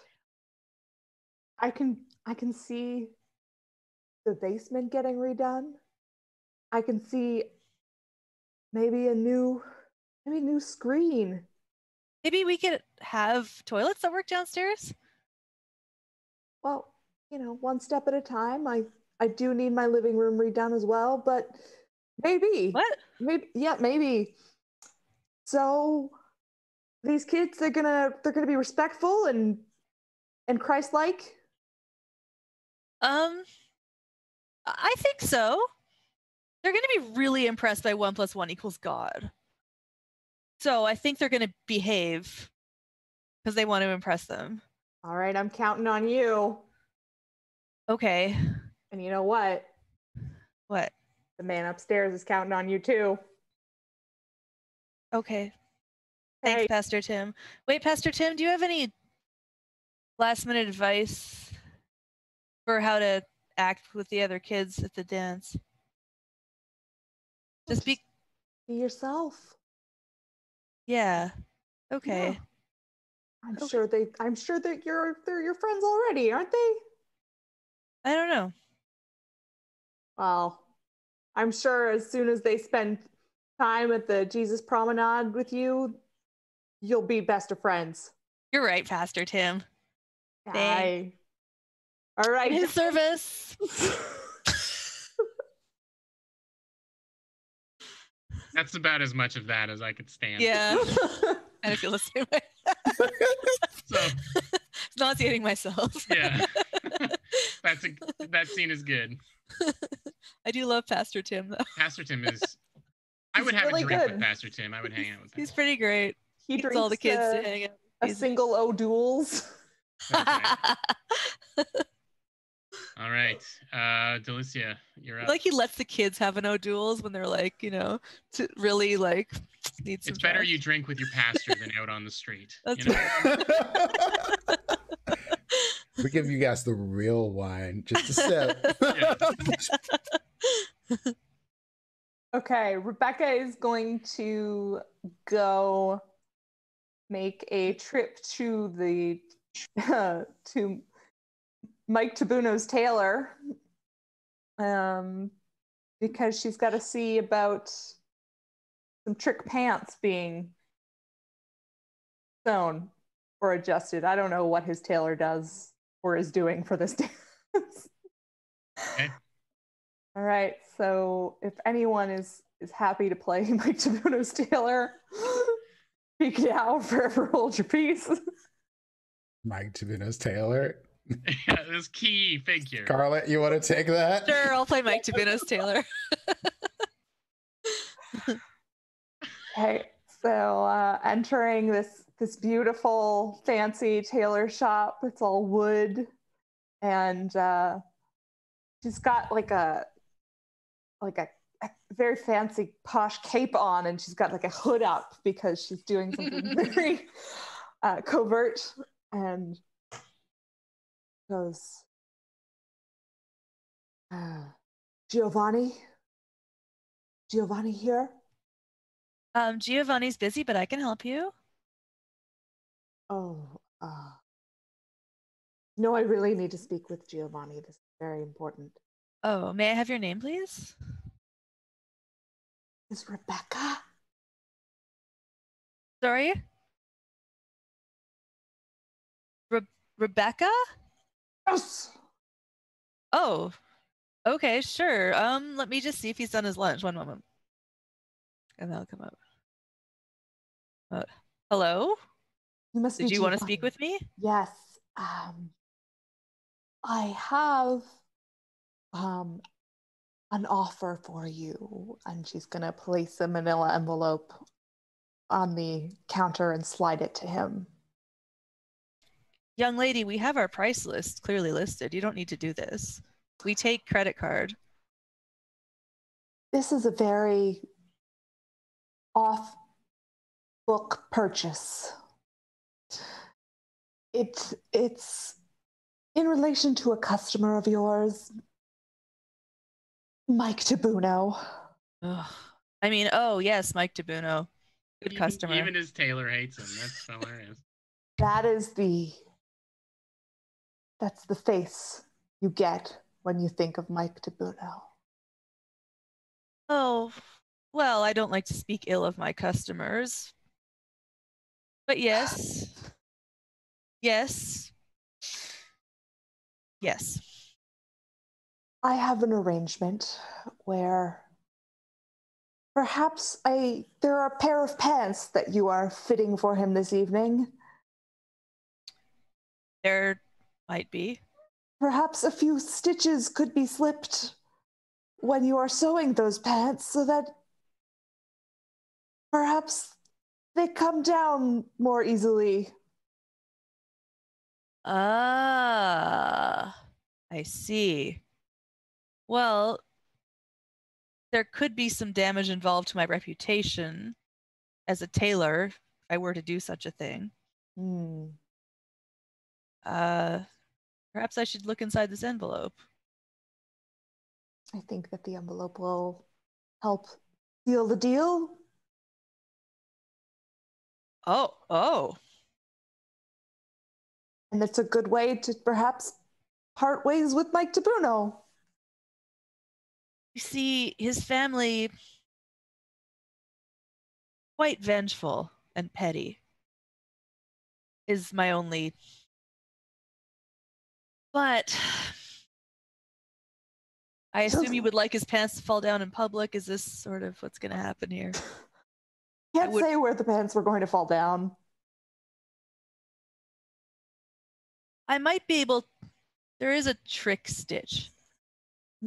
So that when Mr. Tabuno puts on his pants, they will appear to fit nicely. But the stitch is sort of, let's call it a time bomb of sorts in his pants. He would have a few hours, but were he to move vigorously, perhaps with a TikTok dance, perhaps, then the stitch is not the strongest, sturdiest stitch, and something could happen. Could blame it on the dance. And that way, exactly, young lady, exactly. I think we might have an agreement here. Let's shake on it, Giovanni. You can count on Giovanni. I'm just giving you the good card. I mean, it went as seamlessly. Oh. Ridiculous. It's a time bomb of sorts in his pants. We've all been there.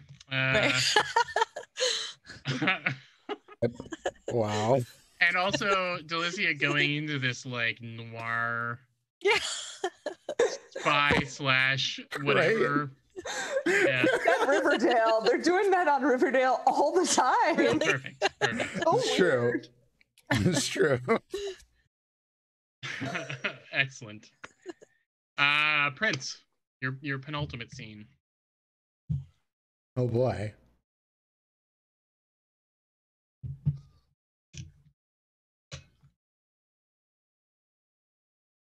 Okay. Okay. I think it's just going to dawn on Sebastian that Mary Jane might have a thing for him, and it just catches him, and he's like, "Well, you know what? Maybe, yeah, yeah." Are you sitting? Are you sitting at home alone, or are you like? Yeah, he's like reading through his like monster manuals, like which one of these can I emulate? Like, did I be like a dragon in the game? And he's like, wait a second. Then he gets to like celestials and angels and unicorns, and he's like, you know, maybe I don't have to be bad. And so he like looks in his phone. He's like, I shouldn't. Yeah, fuck it. And he calls Mary Jane. Hello? Is this MJ? Yes? Or do you like Mary Jane better? Like, Well, I like MJ. My friends call me MJ. Sebastian? yeah, it's me. Oh, you have your monster manual back, right? I didn't take it. No, I think I put it together that someone gave it to you probably, but that's fine. Like, Oh. Lloyd Cool. has bigger problems. So I think I was like a little rude the other day by accident. Like, Oh, it was an accident? I didn't meet like, so what, like, do you like me? Like, do you like me?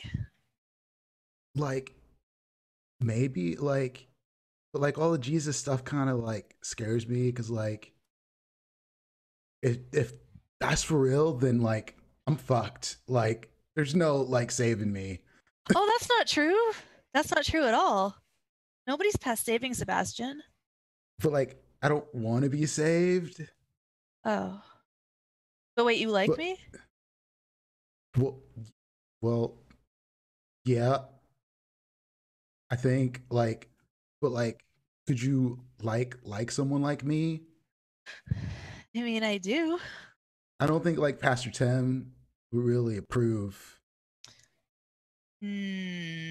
Yeah. You're right. But we don't have to tell him. I mean, it's a sin to lie to Pastor Tim, but we could just not tell Pastor Tim, and I think that's not a sin technically. Yeah, something like that. Sure. Yeah. Okay. Do you never want to be saved though? Ever? Are you sure? Like, what's gonna save me? Is it gonna be like one of the gods from D&D? Could it be like a different god than like your main dude? Like, are there other gods that potentially would be like, yo, he's not that bad of a guy. He just has little anger issues that he needs to work out. This is at least what my therapist said. Well, I think I don't think you're a bad guy, and I don't think Jesus would think you're a bad guy either. If you like him, Like, maybe you could find out more about him.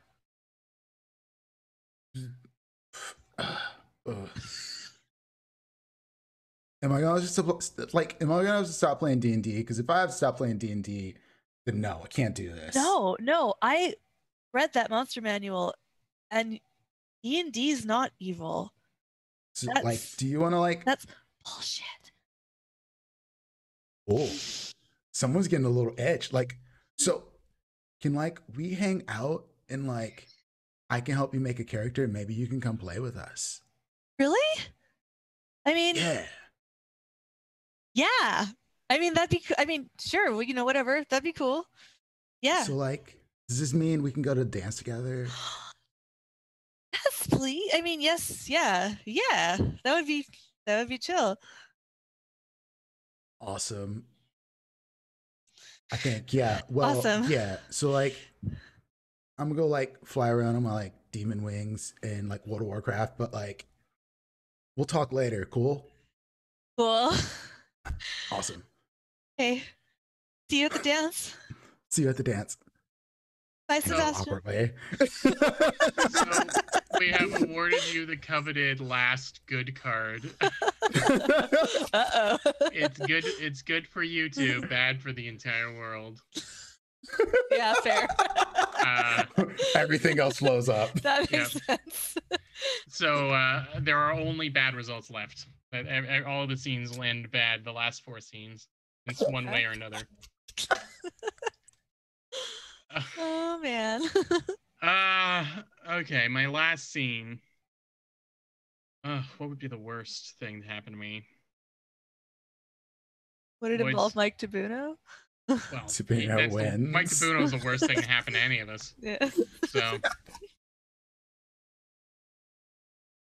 Okay, it's at the dance. Oh, I've been stood up a little bit by Mary Jane, I guess.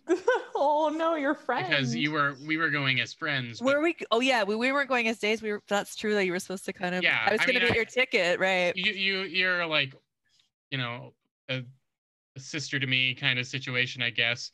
But you were going to be the person I was, I was expecting to hang out.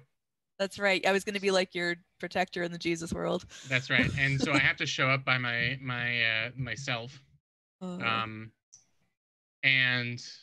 I'm wearing like a polo shirt tucked into jeans or something. Like it's not a super fancy outfit. Yeah, I think Mike Tabuno is the first person I run into, and he's got a small group of people around him that are from from other D&D groups. It's his D&D group, I guess, the one that he really the another one that he jumped ship to, and they're talking about his great character with him. Is my character. So I don't know, Prince, if you want to start with like bragging about how cool your character is.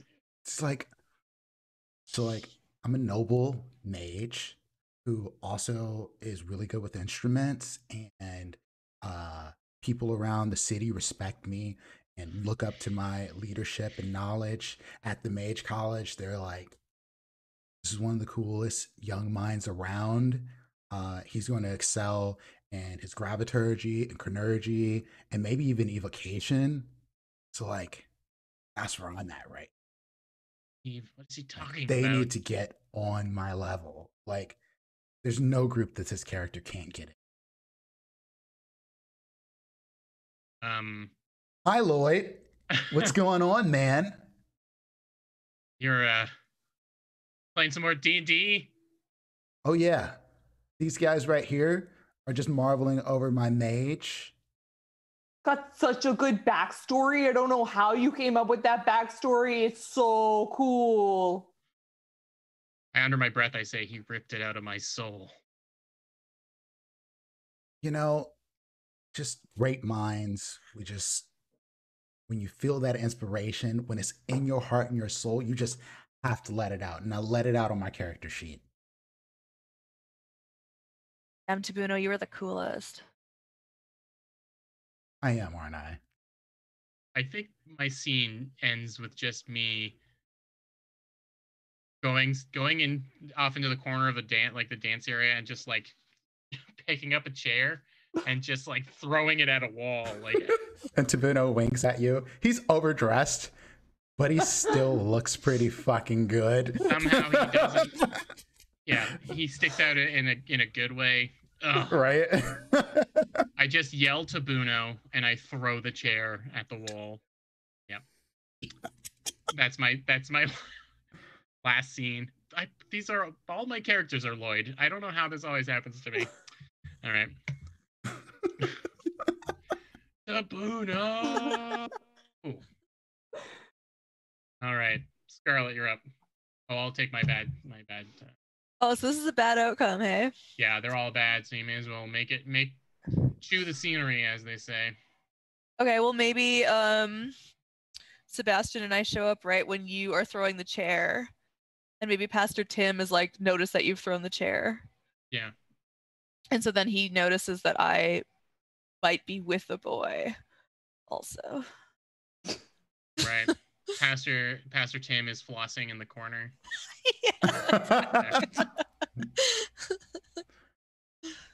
Come on, everyone, do the Harlem Shake. Oh my gosh. Trying to get people to plank. Oh. Pastor Tim, you're 3 dance crazes out of sync. He is planking on TikTok. Oh, Pastor Tim. Oh, Mary Jane, you made it. Hi, Pastor Tim. Oh, and you brought a fella wearing a devil shirt. Oh, I told you I was bringing some people from the school. So this is one of the people I brought from the school. And I'm like standing nearby, like panting. It's a tiefling. Very angry. Pastor Tim, it's a tiefling. Not a devil, a tiefling. Yeah, tiefling isn't a devil, Pastor Tim.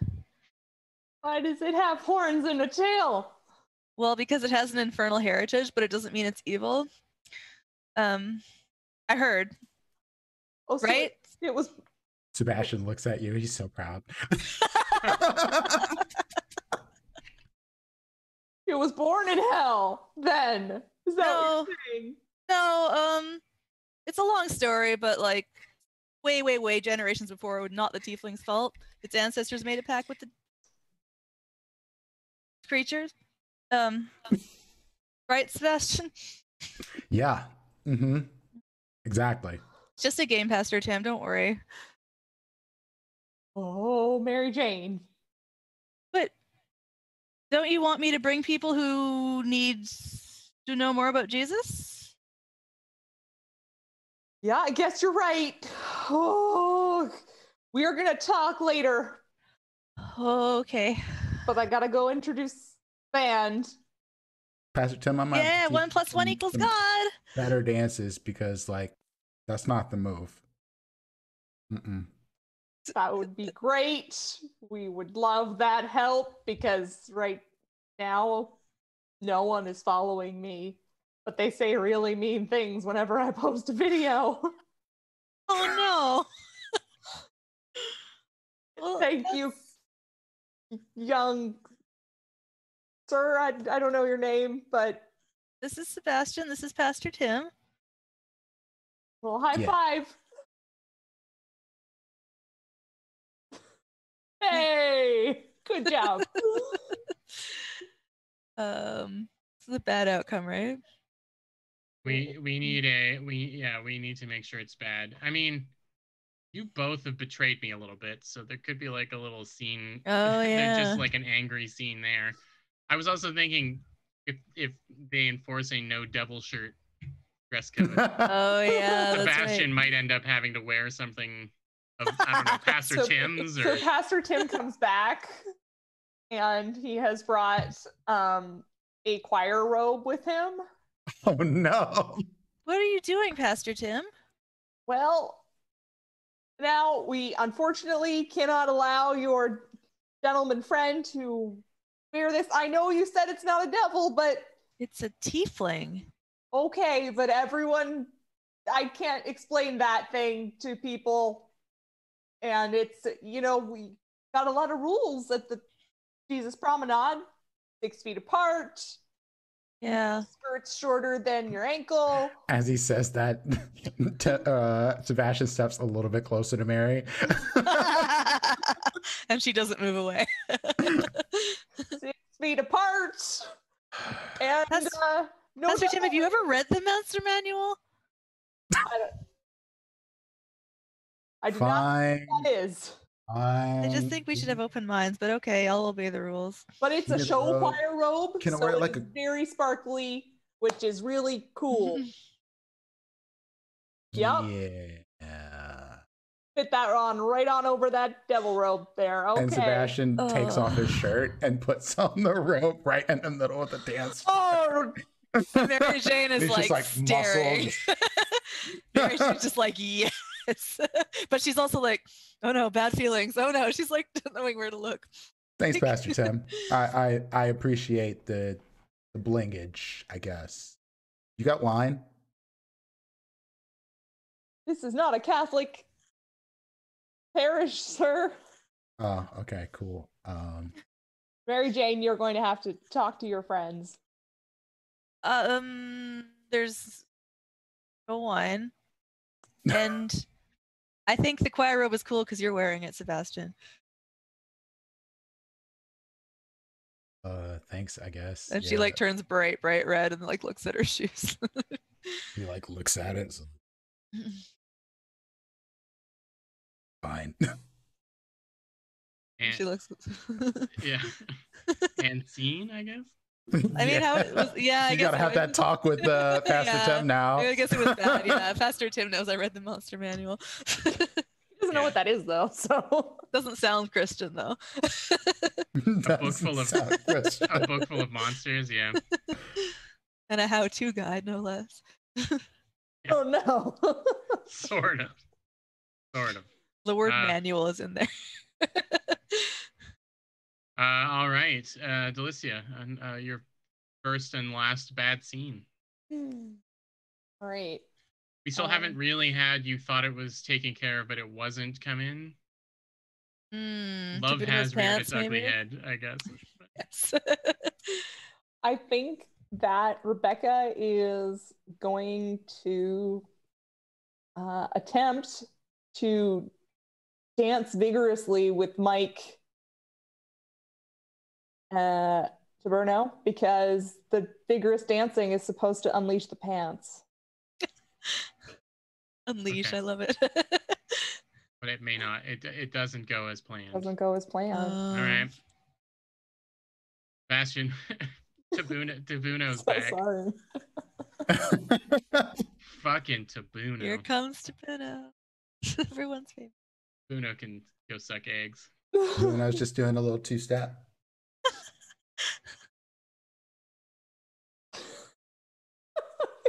Tabuno is great though. Oh, yeah. Loves Tabuno. Yeah, but... Okay. Walk over. Oh, I see you wore a tux.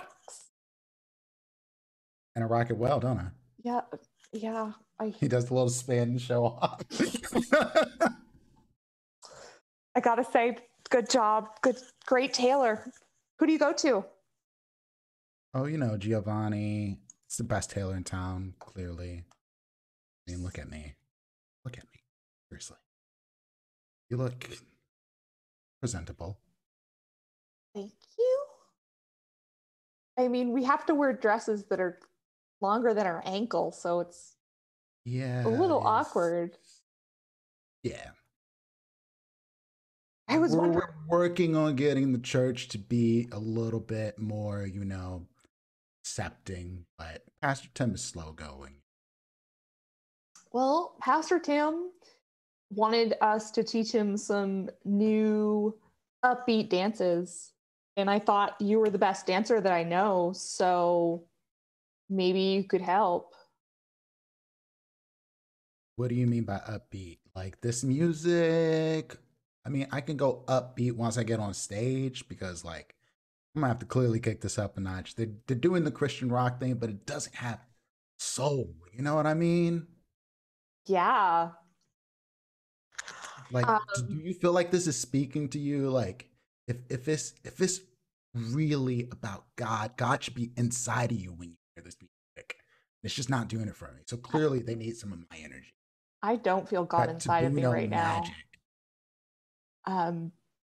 Well, how would you do it? What do you mean? How would I do it? How would you put the Tabuno magic into it? You ever seen Back to the Future? Yeah. Kind of like Marty McFly going up there and just killing it.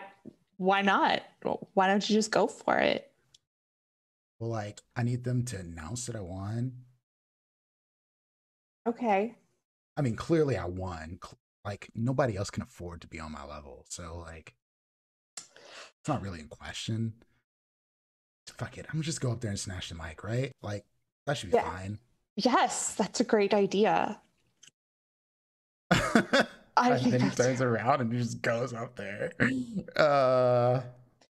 I think it has to end badly because Mike Tabuno has gotten singing lessons, and I kind of see that coming. Yeah, He's that's actually a good good idea. at singing. He's actually really great. little did I know, There's nothing Tabuno's bad at. And he except just playing goes up D&D. there, All right, kills it. Kills it. but also the pants don't fall down. And the Right? pants don't fall down. They don't even split. Giovanni couldn't do it. Giovanni, why? His reputation would have been ruined. And he took the money. Yeah, well, he thought about it. He chickened out at the last minute. So your scene ends with Tabuno jogging over to the stage and someone like tossing him his French horn from the crowd. And he just goes up there and he like rocks it. Then he just spins it into Careless Whisper.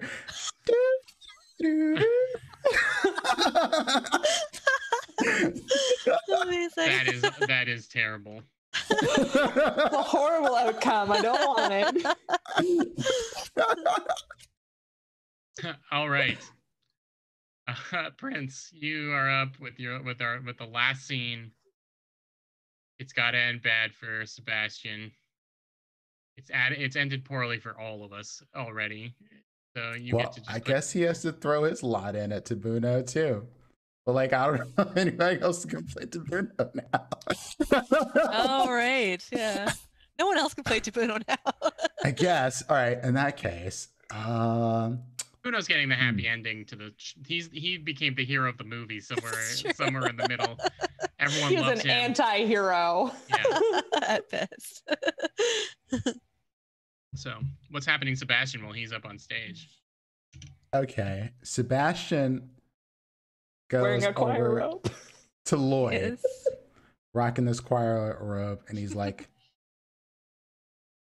"So, Lloyd, I think we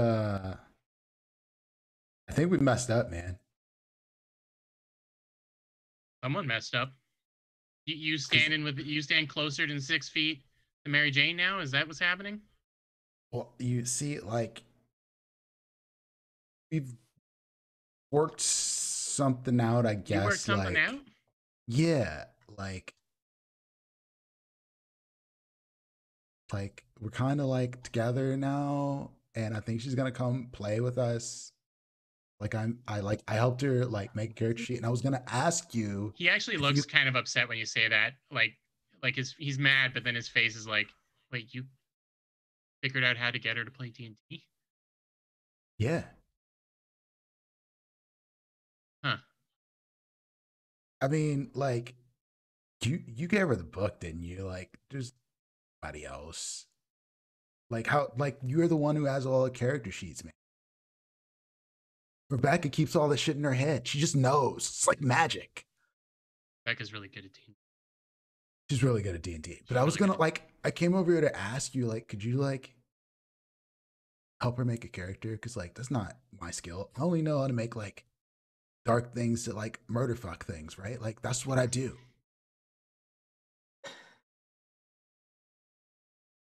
How does this end? How is this going to end bad for you? Is it? I mean, I'm going to assume that Lloyd's Lloyd is like absolutely not. Yeah. And this puts a strain on their relationship, to say the least. Yeah, Lloyd's like, yeah, I gave her. So, you don't know this, but she and I have been friends for a while, and you know, like we're kids, and yeah, I sent her home with the monster manual. Wait, why didn't you tell me she was like kind of cool sometimes, like when she's not talking about Jesus? Complicated, okay? It's just kind of complicated. My life is very complicated, obviously. Yeah, I'm sorry, like I couldn't. Then like, you just kind of waltz in. You just kind of waltz in, and now she's all about playing D&D, and yeah, you're gonna have to learn how to make character yourself, pal. I'm done doing it for other people. Really, Lloyd? Like, yeah, figure it out. All right, bro. Like, fine, I guess. You just leave me hanging like this.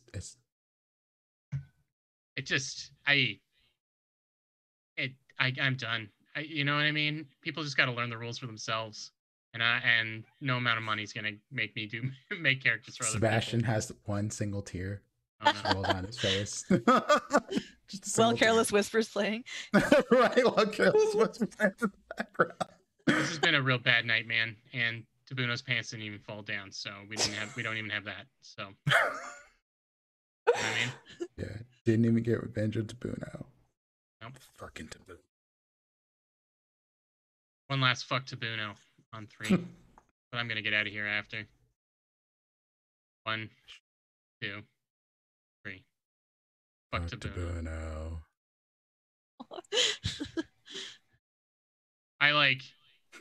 This is like a semi-friendly breakup, and I pat you on the shoulder and I head out. Yeah, that's what it's like. Yeah. Yeah, you're on your own. I'll see you now. later, man. Yeah, maybe I'll see you at the table or something. Yeah, see you at the table. Uno did this.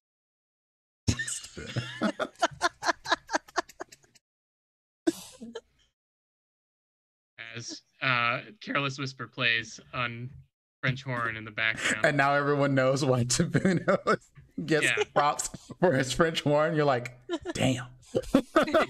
You gotta give it to him with the French horn. All right, that is the last scene of our fiasco. What we do now is we go into our aftermath. So basically, this is our little wrap up, a little epilogue for our characters. What we're gonna do is what we did during the tilt, which is flip all our cards over and do the math to figure out what our results are, and then you get a bit of a guideline as to. It's really a guideline, not a thing, not a strict thing. So yeah, if you want to flip them over, add. What happened to my blue one? I can't see it. Oh. I can do that. I can find it. Okay, so I have. You can add all the same color together. So. Okay. Read them up.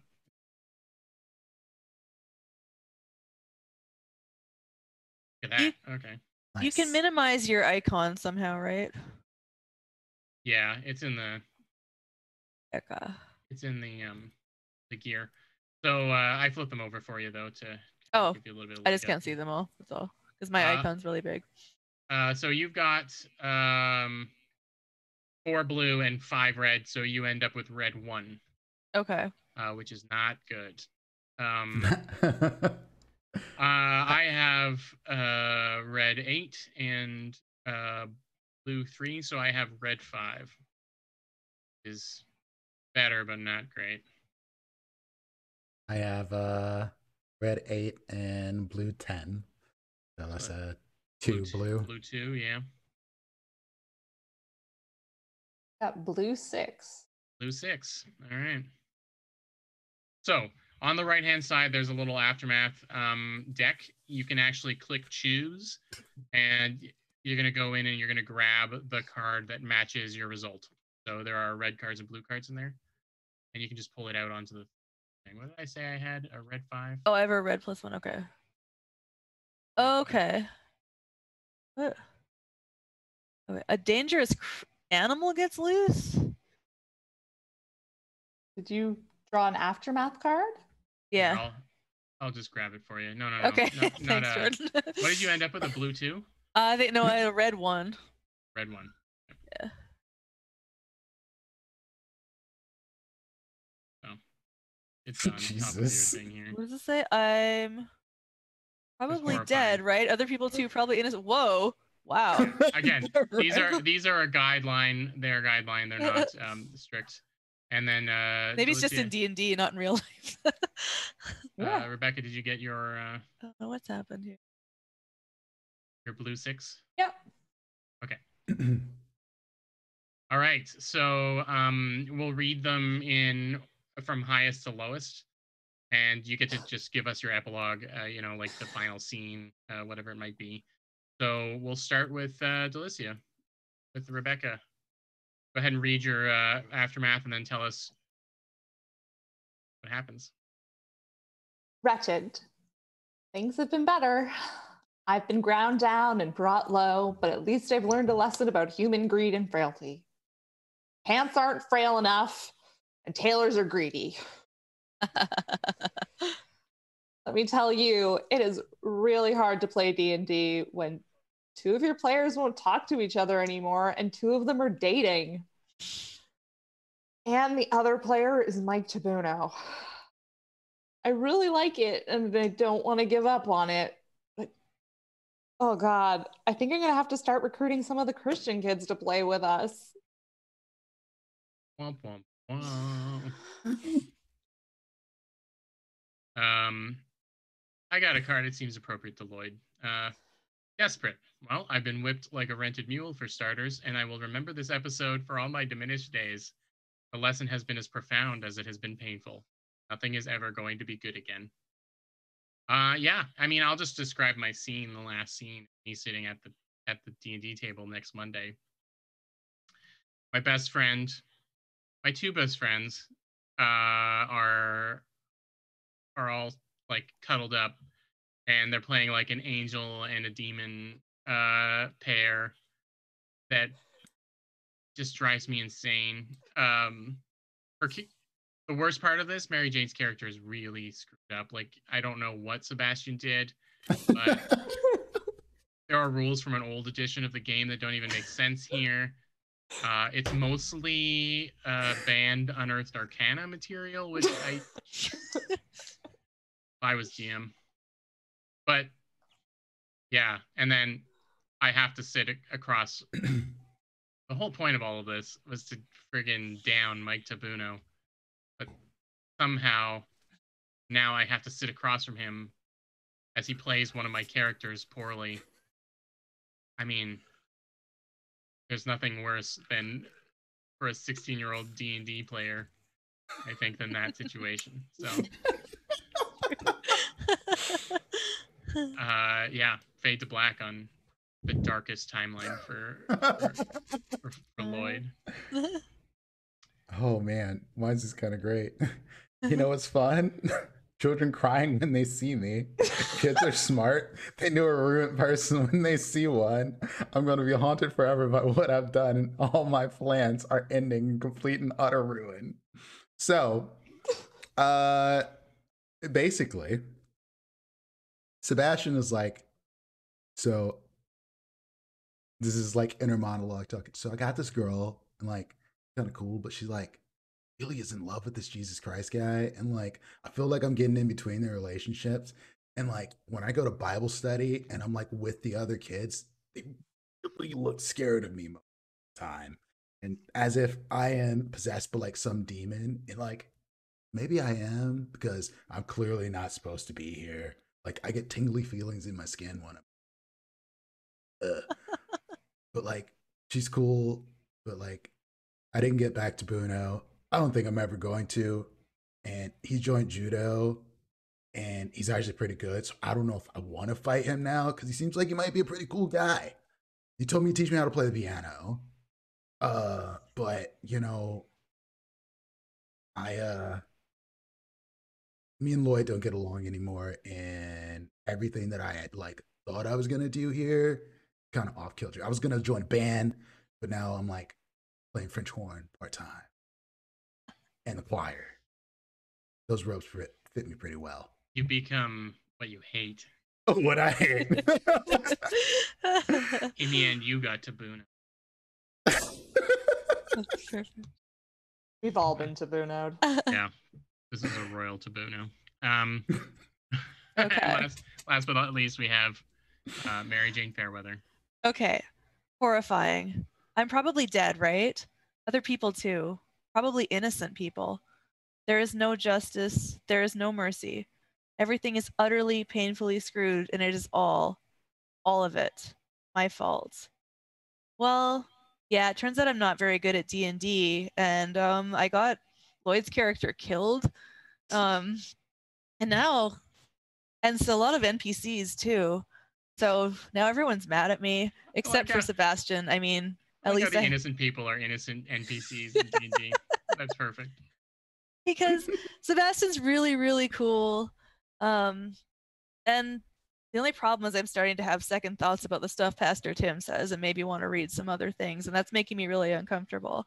But yeah, I mean, I'm with Sebastian and that's great, but Lloyd won't talk to me like at all. Because I should have played D&D a long time ago, he said, because like I'll only talk to you in character. Yeah, he'll only talk to me in character, and his character doesn't like my character, so it's not very fun interaction. No, Lloyd is a good role player. That's the thing. Lloyd's character doesn't like my character. No, Lloyd's character likes your character, but then I just get up and I like Lloyd doesn't like you. Yeah. No, right, Lloyd so would be able to put things. So it's so fun in the game because I feels like Lloyd and I are just hanging out in his basement playing Nintendo again. But then at the end of the game, he won't even look at me. Yeah, I just pack up and I leave immediately. Yeah. So I mean that really sucks. He was my oldest friend. But yeah, I mean Sebastian's awesome and I love D&D. We zoom out and there are more of the church kids coming over to play. And then it zooms down into the core of the earth. And Satan is there with like stacks of D&D manuals and miniatures and dice. Just cackling to himself. Yeah. Just rolling ones on all the D20s, just like this one's going up, this one's going up. Give them that dopamine hit. Gary Gygax is like giggling beside him. Well, there we have it. Our first, our first high school fiasco, I think, was a big success. I really loved it. Great. Yeah. That was great. This was the game you were all born to play, I feel. I don't know if that's a compliment in fiasco context, but I'm not sure. Yeah. This has been a blast. We're gonna go. We don't have a lot of time left, so we're gonna quickly go around to everybody in reverse order, and you can introduce yourself. You can shout out something that you have coming up if there's anything you want to plug, and if you want to let us know what your favorite part from the game. If you can pick a one, I can never pick one. So we'll start with Prince. Who are you? Where can we find you? Yeah, I am Prince. I am on Twitch. I stream usually Wednesday through Sunday on twitch.tv/Dice. But tomorrow and every Saturday night following and previously, I am on twitch.tv/RollingTheSwinnies with Vampire the Masquerade Philly by Night. And I'll be there tomorrow, and I'll be streaming something tomorrow, probably with my wife. And yeah, follow me there and all the things. I'm on Twitter and all that jazz. And the last thing I got, oh boy. If you got links, you can toss that to Jess. Yeah, I'm about to link that to her now. Yeah, that's it. I don't really have anything else. Oh yeah, Sundays, D&D. I do that at 4 p.m. Eastern time on Dungeons and Dice. Catch me there. You got a favorite moment? Favorite moment. I really like Pastor Tim. Pastor Tim was amazing. Yeah, you had a real good lean on. Trust him.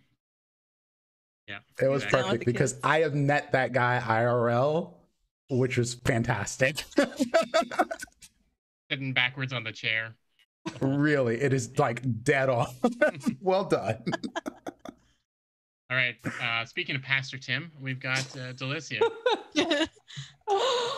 Oh, hi, I'm Delicia. You can find me on Twitter and Instagram at Delicia Pastiche. On there, it's a weird combination of nerdy stuff and nerdy burlesque, which is what I do as well. Something that might be interesting is I'm doing an online show October 17th. So if you need an evening of nerdy burlesque, this time our theme is actually D&D, or to avoid copyright infringement, fantasy tabletop role-playing games is our official theme. So you will see some hilarious and sexy and fun numbers from people from across Canada. There's some really creative artists that we've got joining us, which is very exciting. Yeah, always put on a good show. So. Thank you. Jordan has on occasion hosted our show. I have been the Dungeon Master of ceremonies a couple times, yes. Yeah, I think Mike Tabuno was just my favorite, but when Sebastian and Lloyd were describing his French horn and their attraction to the French horn and Mike, I think that was stand out for me because it was so endearing and unexpected on my part. So thank you for having me. You stole my favorite, which was the French horn. Next up is Scarlett. Hi, I'm Scarlett, and you can find me on Instagram at burlesque Scarlett Laflamme. I'm a burlesque producer and performer. I produce a lot of nerdy burlesque. I've done Game of Thrones and history, Bad Girls of History, and things like that. But I'm not going to be doing any shows until we can actually do them live on stage. But you can follow my Instagram so you will know when that can happen again. And if you like angry rants, you can follow me on Twitter at Miss_Laflamme. If you don't, I totally understand. And I'm gonna have I actually agree completely with Delicia. I loved Mike Tabuno in general, and then the French horn part was because I love that acting thing of like, even if you hate the character, where's the love? Like, there's no hate without a little bit of at least obsession, if not love. So I really enjoyed that. That was just beautiful. Yeah. You really pulled out all the stops, Prince, by playing 2 characters for us. 2 amazingly fleshed out characters. I'm Jordan. I'm at Made of Cartoons on Twitter and Instagram. You can see me around here Friday nights, sometimes playing in the indie games, but often playing on Friday Night Fiasco. And then every other Saturday, so tomorrow, I'm running a game of the kind of spooky body horror dungeon delve game Heart, where we've got like sentient teeth and bone dogs and a bunch of interesting stuff. So it's a lot of fun, and we're having a blast with it. A lot of great character stuff. So that's every other Saturday, and our 4th episode is tomorrow. So please come and take a look at that. Our last episode lands on Halloween, which was, nice. I was excited when I realized I could time it out, as Jess will probably tell you. But yeah, we're also giving away full set of the PDFs from that game, which is a really awesome on Halloween. So make sure to check that out. My favorite moment, I gotta go with the French horn joke, because it really was. I wasn't expecting you to do that, Prince. To have Tabuno was supposed to be flawless, and that's why, or it was supposed to be the worst, and then we made this one thing that he was the sexiest French horn player of all time. I mean, it was too good. It was too good. I don't know. It just is there, and I rolled with it. Everyone yes-anded it, and as soon as he got up on stage with it, and we were like, "We're done. He's playing the French horn. We've lost the crowd to Tabuno." So one last thank to that raid for anyone who stuck around. Thank you to the raiders, and thank you to Roll20, of course, for including us on your what's it called, the Roll20 Spotlight. And thanks, of course, to Jess for letting us play these ridiculous games on her channel. She's somewhere in the ether behind the scenes. So thank you, Jess, and thanks to everyone for playing and watching. And this was a blast. Thank you all. So appreciate it. This is like hanging up on a phone call. It's so difficult to do. So yeah, say goodbye, and we can wave. And thank you very much, everybody, for watching. Thank you. This was so much fun. Bye. Bye. Bye, y'all.